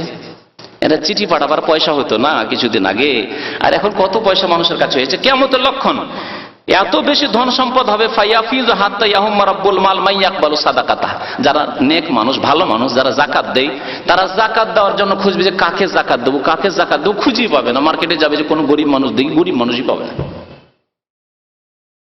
আচ্ছা, এটা হয়ে গেছে না হবে? হ্যাঁ, কেউ বলেছেন হয়েছে, কেউ বলছেন হবে। হয়েছে, একটা যুগ ছিল বাদশাহ খলিফা উমর বিন আব্দুল আজিজ রাহমাতুল্লাহ আলাইহির যুগে এত অঢেল ধন সম্পদ হয়েছিল মুসলিমদের কাছে, বানু উমাইয়া আমলে, যে তখন লোকেরা খুঁজতো যে গরিব মানুষ পেলে জাকাত দেবো, কেউ জাকাতে নিতে চাইতো না। জাকাতে নেওয়া বলছে না না না, আমাকে জাকাত দিবে, আমার কাছে ধন সম্পদ, হোটেল ধন সম্পদ, তোমার জাকাত কেন নেব? হয়েছে এটা একটা।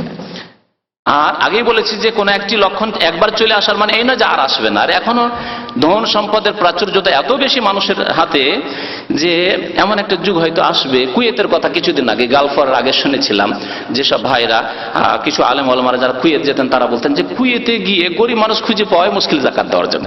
ওদেরকে বিদেশে জাকাত পাঠাইতেই হবে, বিদেশে সাদকা করতেই হবে, জাকাত নেওয়ার মতো লোক নেই। আল্লাহু আকবার। এই 10-15 বছর আগের কথা বলছি।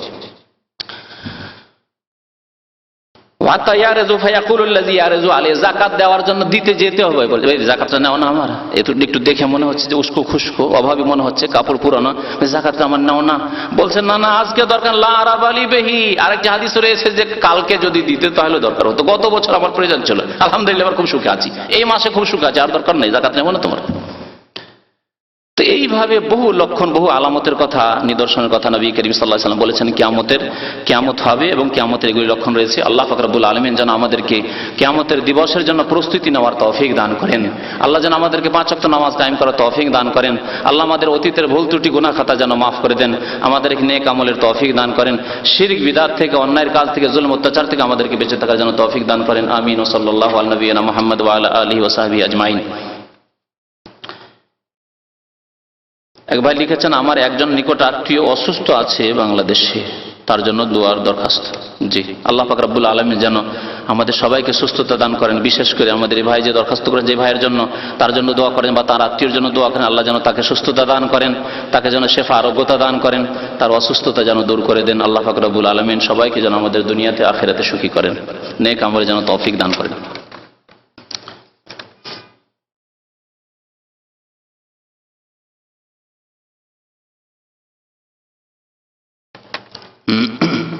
এক ভাই প্রশ্ন করেছেন কয়েকটি, তার মধ্যে প্রথম প্রশ্ন পড়ি। বলছে, একামতের দিনের কাজ করা প্রত্যেক মুসলমানের জন্য ফরজ কিনা? যদি ফরজ হয় তাহলে নামাজ রোজা যেরকম ফরজ সেই রকম ফরজ কিনা? এখন আমি প্রশ্ন করি, নামাজ পড়া একামতের দিন কিনা? বলেন, আপনাদের প্রশ্ন করি, একামতের দিন মানে কি? দিন মানে কি? দিন মানে ইসলাম না? ইন্না দীনা ইনদাল্লাহিল ইসলাম। তাহলে দিন মানে কি? ইসলাম। আর একামত মানে প্রতিষ্ঠা করা। তাহলে নামাজ কায়েম করা ইসলাম প্রতিষ্ঠা করা কিনা বলেন? ভালো করে বুঝেন এবং বুঝে উত্তর দেন। হ্যাঁ, নামাজ কায়েম করছে একজন, সে দিন প্রতিষ্ঠা করলো না করলো না? সে একামতেদের, এই ভাষায়, এই রাজনৈতিক ভাষায় বলি, পলিটিক্যাল ভাষায়, মানে যারা ইসলামের নামে যারা রাজনীতি করছে তাদের ভাষায় বলি, তারা একামতের দিন করলো না করলো না যারা 5 ওয়াক্ত নামাজ পড়ে। জি, রমজান মাস আসলে মাশাআল্লাহ আপনি সুন্দর করে নিজে রোজা রাখলেন, স্ত্রী রোজা রাখলেন, ছেলে মেয়েদেরকে রোজা রাখালেন, আপনি দিন প্রতিষ্ঠা করলেন না করলেন না? পয়সা হয়েছে জাকাতের, প্রত্যেক বছর মাশাআল্লাহ খুব সুন্দর করে জাকাত দিয়েছেন, আপনি দিন প্রতিষ্ঠা করলেন না করলেন না? পয়সা হয়েছে, প্রথমবারে গিয়ে আগে ভাগে গিয়ে হজ করে চোর ফরজ আদায় করে দিলেন আপনি, নিজের পরিবারের ইত্যাদি, আপনি দিন কায়েম করলেন না করলেন না? তাহলে কি অপব্যাখ্যা যে একামতের দিন মানে গদি দখল করা, একামতের দিন মানে পার্লামেন্টে পৌঁছা, একামতের দিন মানে পার্লামেন্টের এমপি হওয়া, মিনিস্ট্রি পাওয়া। এ কোন অপব্যাখ্যা? যে অপব্যাখ্যা ইসলামের 1400 বছর ইতিহাসে কোন মুফাসসির লিখেনি, কোন আইম্মায়ে কেরাম লিখেনি, না ইমাম আবু হানিফা, না শাফি, না মালিক, না আহমদ। শরীয়তের মুখোশ থেকে একামতের দিন মানে গদি দখল করা, একামতের দিন মানে রাষ্ট্রীয় ক্ষমতা দখল করা। জি, শরীয়তের। তবে ইসলামের সেটা একটা অংশ, আর সেটা নামাজ। আল্লাহ নবী সাল্লাল্লাহু আলাইহি সাল্লাম ইসলামের পিলার 5টি বলেছেন, 6 নম্বর পিলার গদি দখল করা বলেননি। বলেছেন কি? ইমানের পিলার 6টি বলেছেন, যে 6টি জিনিস বিশ্বাস করতে হবে। তার মধ্যে এই নেই যে তোমাদেরকে মন্ত্রিত্ব পেতে হবে, নেতৃত্ব পেতে হবে, গদিতে যেতে হবে। তবে আল্লাহ বলেছেন, আল্লাহ যে তোমাকে এই নিয়ামত দেয়, যেমন মোগলদেরকে দিয়েছিল, হ্যাঁ, যেমন ওমাইয়াদেরকে দিয়েছিল, আব্বাসীদেরকে দিয়েছিল, যেমন খোলাফায়ে রাশিদিনদেরকে আল্লাহ পাক দিয়েছিলেন, তেমনই যদি তোমাকে আল্লাহ পাক রব্বুল নেতৃত্ব দেন, তাহলে আল্লাযীনা ইন মাক্কান্নাহুম ফিল আরদি আকামুস সালাতা ওয়া আতাউয যাকাতা ওয়া আমারু বিল মারুফ ওয়া নাহাউ আনিল মুনকার ওয়া লিল্লাহি আকিবাতুল উমুর। তোমাকে আল্লাহ যদি শক্তিশালী করেন আর তোমাকে খেলাফতে বসিয়ে দেন, সে আলেম হন আর জালিম হন আর যেই কেউ হন, তাহলে আপনি মুসলিম হিসাবে আপনার দায়িত্ব হচ্ছে যে নামাজ কায়েম করবেন, কায়েম করাবেন, আতাউয যাকাত, যাকাত দেবেন, যাকাত দেওয়াবেন, যাকাত লোকের কাছ থেকে গ্রহণ করবেন, ও আমারু বিল মারুফ, ভালো কাজ নিজে করবেন, ভালো কাজের আদেশ দেবেন, ওয়া নাহাউ আনিল মুনকার, আর অন্যায় কাজে বাধা দেবেন আপনি। ভালোকে শক্তিশালী করবেন আর অন্যায়কে নির্মূল করবেন, এই হচ্ছে আপনার কাজ। কিন্তু জবরদস্তি করে গদি দখল করতে হবে, আর এর নাম হচ্ছে অপব্যাখ্যা একামতের দিন, ভুল ব্যাখ্যা ইসলামের। জি, এক যুগে ছিল মওদুদী সাহেব, নাম ধরিয়ে বলি, মওদুদী সাহেব রহমতুল্লাহ আলাইহি, আল্লাহ মাফ করে দেন এবং আল্লাহ জান্নাতবাসী করেন। মওদুদী সাহেব প্রথম হুকুমতে এলাহিয়া বলেছিলেন, এই টার্মটি ব্যবহার করেছিলেন তার কিতাবে। বহু কিতাব আমি পড়েছি, রাসাইলে মাসাইল পড়েছি, তাফহিমাত পড়েছি, তানকিহাত পড়েছি, ইসলামের যে জেহাদের উপরে যে বই লিখেছেন তা পড়েছি, কত তাজদীদ ও ইহয়া দ্বীন পড়েছি, বহু কিতাব পড়েছি মওদুদীর। কিন্তু মওদুদী পন্থী হয়নি, মানে অন্ধভাবে কারো পন্থী হয়নি। অন্ধভাবে মানে আল্লাহ এবং রসুলের কথা মনে রাখবেন, আর ওইভাবে আপনাকে বলছে যে অন্ধভাবে কারো কথা না মেনে আল্লাহ এবং রসুলের কথা মানেন। তো আল্লাহ যেন তাকে জান্নাতবাসী করে। অনেক দিনের খেদমত আছে কিন্তু অনেক ভুলও করেছেন তিনি, আল্লাহ যেন মাফ করে দেন। তো মওদুদী কি বলছিলাম, হুকুমতে এলাহিয়া, তিনি তার কিতাবে, যে কিতাবগুলি পড়েছি, খুব বেশি ব্যবহার করেছেন হুকুমতে এলাহিয়া কায়েম করনা, হুকুমতে এলাহিয়া কায়েম করনা, হুকুমতে এলাহিয়া মানে আল্লাহর হুকুমত। হুকুমতে এলাহি মানে কি? এলাহ মানে আল্লাহ, আল্লাহর হুকুমত কায়েম করতে হবে, আল্লাহর হুকুমত কায়েম করতে হবে। তার বিরোধীরা, যেমন তবলিগি ভাইয়েরা তার বিরোধী, দেওবন্দি ভাইয়েরা দেওবন্দ তার বিরোধী, সাহারানপুর হাটহাজারিয়ারা তার বিরোধী, পাকিস্তানে বহু বিরোধী দলেরা রয়েছে, আর পীরপন্থীরা তার বিরোধী। এই বিরোধীরা যখন একবারে ঝড় তুললো যে আরে মওদুদী তো এমন একটা টার্ম নিয়ে আসলো, পরিভাষা নিয়ে আসলো, ইসলামের 1400 বছর আমরা তো কোথাও শুনিনি হুকুমতে এলাহিয়া, তখন তিনি টার্মটাকে চেঞ্জ করে দিলেন। তিনি তো চেঞ্জ করলেন, তার অনুসারীরা পাকিস্তানে, ভারতে বা বাংলাদেশে যারা ছিলেন তারা চেঞ্জ করে দিয়ে এটাকে হুকুমতে এলাহিকে কি করলেন, একামতে দিন। কারণ তার জন্য একটু সাহারা পেয়ে গেলেন কোরআনের আয়াতের, আনা আকিমুদ্দিনা ওয়ালা তাতাফাররাকু ফিহি। আল্লাহ বলছেন তোমরা দিন কায়েম করো, বিচ্ছিন্নতা সৃষ্টি করিও না। তো দিন কায়েম করো মানে গদি কোথায় আছে? আয়াতে, আয়াত আছে দিন কায়েম করো মানে দিন যেইভাবে আল্লাহ নাযিল করেন, যেইভাবে রাসূল তাবলীগ করে গেছেন সেইভাবে কায়েম করো। আর রাসূলুল্লাহ সাল্লাল্লাহু আলাইহি ওয়াসাল্লাম একজন মানুষকে কলমা পড়ার পরে বলেছেন গদিতে পৌঁছিতে হবে, আমাদেরকে ক্ষমতা নিতে হবে জাহুল আবু লাহাব থেকে, না বলছে খামসু সালাওয়াত ফিল ইয়াউমি ওয়াল লাইলা। কি বলেছিলেন আগে? 5 ওয়াক্ত নামাজ পড়তে হবে। যদি মুআয বিন জাবালের হাদিস জানা আছে, ইয়ামানে যখন গভর্নর বানিয়ে পাঠিয়েছিলেন, তিনি তো গভর্নর মুআয বিন জাবাল, বুখারী শরীফের হাদিস। যখন মুআয বিন জাবাল বুখারী এতে যাচ্ছেন, ইয়ামান দেশে যাচ্ছেন, তখন নবী কি বলেছিলেন? এমন দেশে যাচ্ছ যেখানে আহলে কিতাব পাবে, তাদেরকে প্রথম ডাকবে কিসের দিকে? লা ইলাহা ইল্লাল্লাহর দিকে। ফাইনহুম আতাউকা লিযালিকা, যদি লা ইলাহা ইল্লাল্লাহ তারা মেনে নেয়, তখন তাদের কাছ থেকে গদি ছিনিয়ে নেবে তুমি। কথা নাকি বললেন? খামসা সলাওয়াতিল ফিল ফাআলিম আন্নাল্লাহ ইফতারাদা আলাইহিম খামসা সলাওয়াতিল ফিল ইয়াউমি ওয়াল লাইলা, 5 ওয়াক্ত নামাজের কথা বলবে। 5 ওয়াক্ত নামাজ যদি মেনে নেয়, তাদেরকে বলবে ইন্নাল্লাহ ইফতারাদা আলাইহিম যাকাতান সাদাকাতান তুখাযু মিন আগনিয়া ফাতুরাদ্দু আলা ফুকারাহিম, তাদের ধনীদের কাছ থেকে যাকাত নিয়ে গরিবদের মাঝে বিতরণ করবে, বলেননি? আর মাজলুমদের দোয়া থেকে বেঁচে থাকবে, ইলা আখিরিহি। আরো বহু হাদিস রয়েছে এই মর্মে। তাহলে বোঝা হলো দিন কায়েম করা মানে পূর্ণাঙ্গ দিন কায়েম করা। আর যেই দিনের যেইটুকু অংশ আপনার ব্যক্তি জীবনের সাথে সম্পর্কিত, ভালো করে আজকে শুনে নেন। আর মগজ থেকে একামতের দিন মানে গদি দখল করা আর পার্লামেন্টে যাওয়া, যারা নেতৃত্ব হয়েছে তাদেরকে তাড়িয়ে দিয়ে আমরা ঢুকবো, এসব কথাবার্তা বাদ দিয়ে দেন।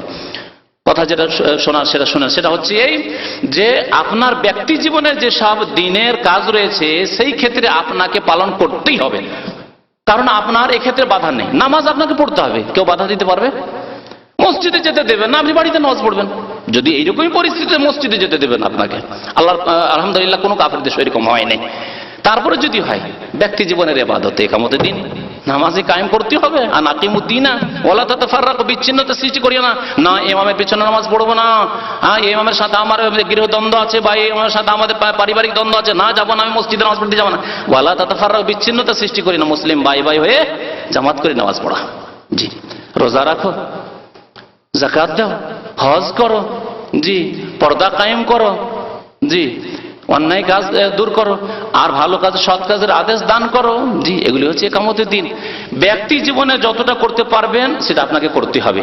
তারপর কিছু কাজ রয়েছে পারিবারিক জীবনে, সেগুলো পরিবারকে নিয়ে সহযোগিতা তাদের নিতে হবে, স্ত্রীর সহযোগিতা নিতে হবে, ছেলে মেয়েদের সহযোগিতা নিতে হবে, পারিবারিক ইসলামে যে পারিবারিক যে কাজগুলি রয়েছে। তারপরে কিছু সামাজিক কাজ রয়েছে যেগুলি সমাজ নিয়ে করে, সরকারের দরকারই নেই। আপনার নিজের গ্রামে ইসলামের কিছু কাজ করে, খেদমতের কাজ করে, সরকারের প্রয়োজন নেই, মসজিদ তৈরি করবেন, গ্রামে একটি মাদ্রাসা তৈরি করবে না, প্রাইভেট মাদ্রাসা, সরকার 1 পয়সাও নেব না। হ্যাঁ, এটা একামতের দিন নয় কি? ইসলামিক মাদ্রাসা প্রতিষ্ঠা করা, দিন ইসলামের তালিমের চর্চা করা, অবশ্যই কোরআন হেফজ করানো, কোরআন হেফজের ব্যবস্থা করা, ইয়াতিমখানার ব্যবস্থা করা, এগুলো হচ্ছে একামতের দিন। তো এগুলির ক্ষেত্রে আমরা নিজেরাই করব। তারপরে যখন আল্লাহ পাক আরো শক্তি দিয়েছেন আর আমরা আলহামদুলিল্লাহ শক্তিশালী হয়েছি, তাহলে তখন আমরা যখন নেতৃত্বে যাব তখন আমাদের ফরজ হবে যে হ্যাঁ এখন আদালতে এখন কি করতে হবে, ইসলামিক আইনের বাস্তবায়ন করতে হবে। তখন সেখানে দিনের ওই বিধানগুলি কায়েম করে যেই বিধানগুলি আদালতের সাথে সম্পর্কিত, যেই বিধানগুলি আপনার ফয়সালা কাজার সাথে, ফয়সালার সাথে, বিচারের সাথে সম্পর্কিত, চোরের হাত কাটার সাথে সম্পর্ক, গলা কাটা, খুন করেছে খুনি গলা কাটতে হবে, জি, ডাকাতের শাস্তি দিতে হবে ইত্যাদি, জেনা করেছে তার শাস্তি সংসার করতে হবে। এগুলি কখন নেব, যখন এগুলি ক্ষমতা হবে। আর যখন ক্ষমতা হয়নি, আল্লাহ কিয়ামত পর্যন্ত কোন বাংলাদেশের আলেমকে জিজ্ঞাসা করবে না যে তোমরা চোরের কেন হাত কাটোনি। শুনে রাখুন, তাহলে কি তারা ইকামতের দিন করেননি? এমনকি মওদুদী রহমতুল্লাহ আলাইহ তিনি ইসলামী রাষ্ট্র কায়েম করতে পারেননি, তিনি ক্ষমতা পাননি। ক্ষমতা কার হাতে ছিল? জিন্নার হাতে ছিল, হ্যাঁ, আইয়ুব খার হাতে ছিল, আরো কার কার হাতে ছিল, ভুট্টোর হাতে ছিল, যারা ফাসেক জালেম তাদের হাতে ছিল। সৎ মানুষের হাতে নেতৃত্ব পাকিস্তানের আসেনি, না ৭১ আগে না ৭১ পরে। তাহলে তিনি তো একামতের দিন করতে পারলেন না। যদি একামতের দিনের সেই রাজনৈতিক ব্যাখ্যা নেওয়া হয় তো তিনি তো গতি পাননি। তাহলে মওদুদী সাহেব নিজেও একামতের দিন করতে পারেননি, ইমাম ইবনে তাইমিয়া একামতের দিন করতে পারেন, কারণ তিনি নেতৃত্ব পাননি, তিনি কখনো খলিফা হননি। তাহলে ইমাম আবু হানিফা তিনি খলিফা হয়েছেন নাকি? তিনি ইমাম আবু হানিফা একামতের দিন করতে পারেননি। ইমাম শাফি, মালিক, আহমদ কেউ একামতের দিন করতে পারেন, কারণ তারা কেউ নেতৃত্বে যাননি। কোথায় যাবেন আপনি? সবার উপরে আপনি এই অপবাদ লাগিয়ে দিলেন যে হে আলেম ওলামার, আইম্মায়ে কেরামরা, আপনার সবাই অসহায় দুর্বল, আপনাদের কোনো কাজ করার ক্ষমতা হয়নি। ইমাম বুখারী একামতের দিন করতে পারেনি, মানে গদি দখল করতে পারেনি। ইমাম মুসলিম, আবু দাউদ, তিরমিজি, নাসাই, ইবনে মাজাহ, কোনো ইমাম কি করতে পারেননি? গদি দখল করতে পারেননি। জি, তাহলে তারা একামতের দিন করেননি? বলবেন যে তারা একামতের দিন করেননি না, এইরকম কথা বলবেন না। এই ইসলামের অপব্যাখ্যা করা, এই যে রাজনৈতিক কিছু লোকেরা বলে যে আসলে কিছু কিছু লোকেরা রয়েছে যে কোরআন এবং হাদিস ভেঙে তারা রাজনৈতিক ব্যাখ্যা করে। এই রাজনৈতিক ব্যাখ্যা এগুলি ইসলামের, যে একামতের দিন মানে হচ্ছে ওই গদি দখল করা। খবরদার, এই ব্যাখ্যা, যেই ব্যাখ্যা এই 10-20 বছর আগে কেউ জানতো না। বেশি, আর একটু বেশি বলি, 50 বছর আগে এই ব্যাখ্যা কেউ জানতো না যে একামতের দিন মানে পার্লামেন্ট দখল করতে হবে, এই কথা কেউ জানতো না। তবে আল্লাহ পাক যদি শক্তি দেন, যেমন শক্তি দিয়েছেন ওমর রাদিয়াল্লাহু তাআলা আনহুকে, আবু বকরকে, উসমানকে, আলীকে, যেমন আল্লাহ পাক রব্বুল আলামিন শক্তি দিয়েছেন মুআবিয়া রাদিয়াল্লাহু তাআলা আনহুকে, যেমন শক্তি দিয়েছেন ওমর বিন আব্দুল আজিজকে, ওই রকমই হারুন রশিদকে, ইত্যাদি ইত্যাদি, কিয়ামত পর্যন্ত যত ভালো মানুষ এসেছেন আসবেন, ওই রকম আপনাকেও যদি শক্তি দেয় তখন ইসলামিক আইনের বাস্তবায়ন করা আপনার জন্য ফরজ, যাকে আল্লাহ শক্তি দিয়েছেন। জি, আর আমরা আমাদের কাজ হচ্ছে তাদের সহযোগিতা করবো। তাআওয়ানু আলাল বিররি ওয়াত তাকওয়া, আমরা সহযোগিতা করব, বাতিলের সহযোগিতা করব না, ফাসিকের সহযোগিতা করব না, সহযোগিতা করব যারা ইসলামিক আইনের বাস্তবায়ন করবে তাদের সহযোগিতা করব। জি, বাকি প্রশ্নের উত্তর ইনশাআল্লাহ তাআলা আগামীতে দেওয়া হবে, কারণ সময় আজকে বেশি হয়ে গেছে। আর কোনো ভাই মনে কষ্ট নেবেন না, আমি কষ্ট দেওয়ার জন্য বলিনি, বুঝানোর জন্য বলেছি। আর বুঝানোর জন্য বলতে গিয়ে মাঝে মাঝে কথা একটু গরম হতে পারে, কিন্তু আমি আশা করি যে আল্লাহ পাক রব্বুল আলামিন যারা ভুল করেছেন তাদেরকেও মাফ করবেন। তারা শিরক কুফরি করে মারা যাননি, আল্লাহ তাদেরকেও মাফ করবেন। আমি চাই সেসব উলামায়ে কেরামদেরকে মাফ করি, তাদের অনেক খেদমত রয়েছে, কিন্তু ভুল ত্রুটি হয়েছে হয়তো। এখনো যারা বেঁচে আছে তাদেরও ভুল ত্রুটি হয়েছে, হয়তো ইচ্ছা করে ভুল করেনি, তাদের অন্তরে সততা আছে, কিন্তু ভুল বুঝেছে ইসলাম সম্পর্কে, সঠিক জিনিসই বুঝেনি। সুরাকে বলছে গণতন্ত্র, সুরাকে বলছে গণতন্ত্র। কোথায় সুরা, কোথায় গণতন্ত্র? যে গণতন্ত্রকে সারা জীবন ধরে মওদুদী হারাম, কুফরি কুফরি কুফরি বলে ফতোয়া দিয়ে গেলেন, অস্বীকার করতে পারবেন কেউ? আসেন, যদি অস্বীকার করতে পারেন তো যে মওদুদী সাহেব ফতোয়া দিয়েছেন যে গণতন্ত্র জায়েজ। জি, এর বেশি আর বলছি না, যথেষ্ট হয়ে গেছে। সাল্লাল্লাহু আলা নবিয়িনা মুহাম্মদ ওয়া আলা আলিহি ওয়া সাহবিহি আজমাইন।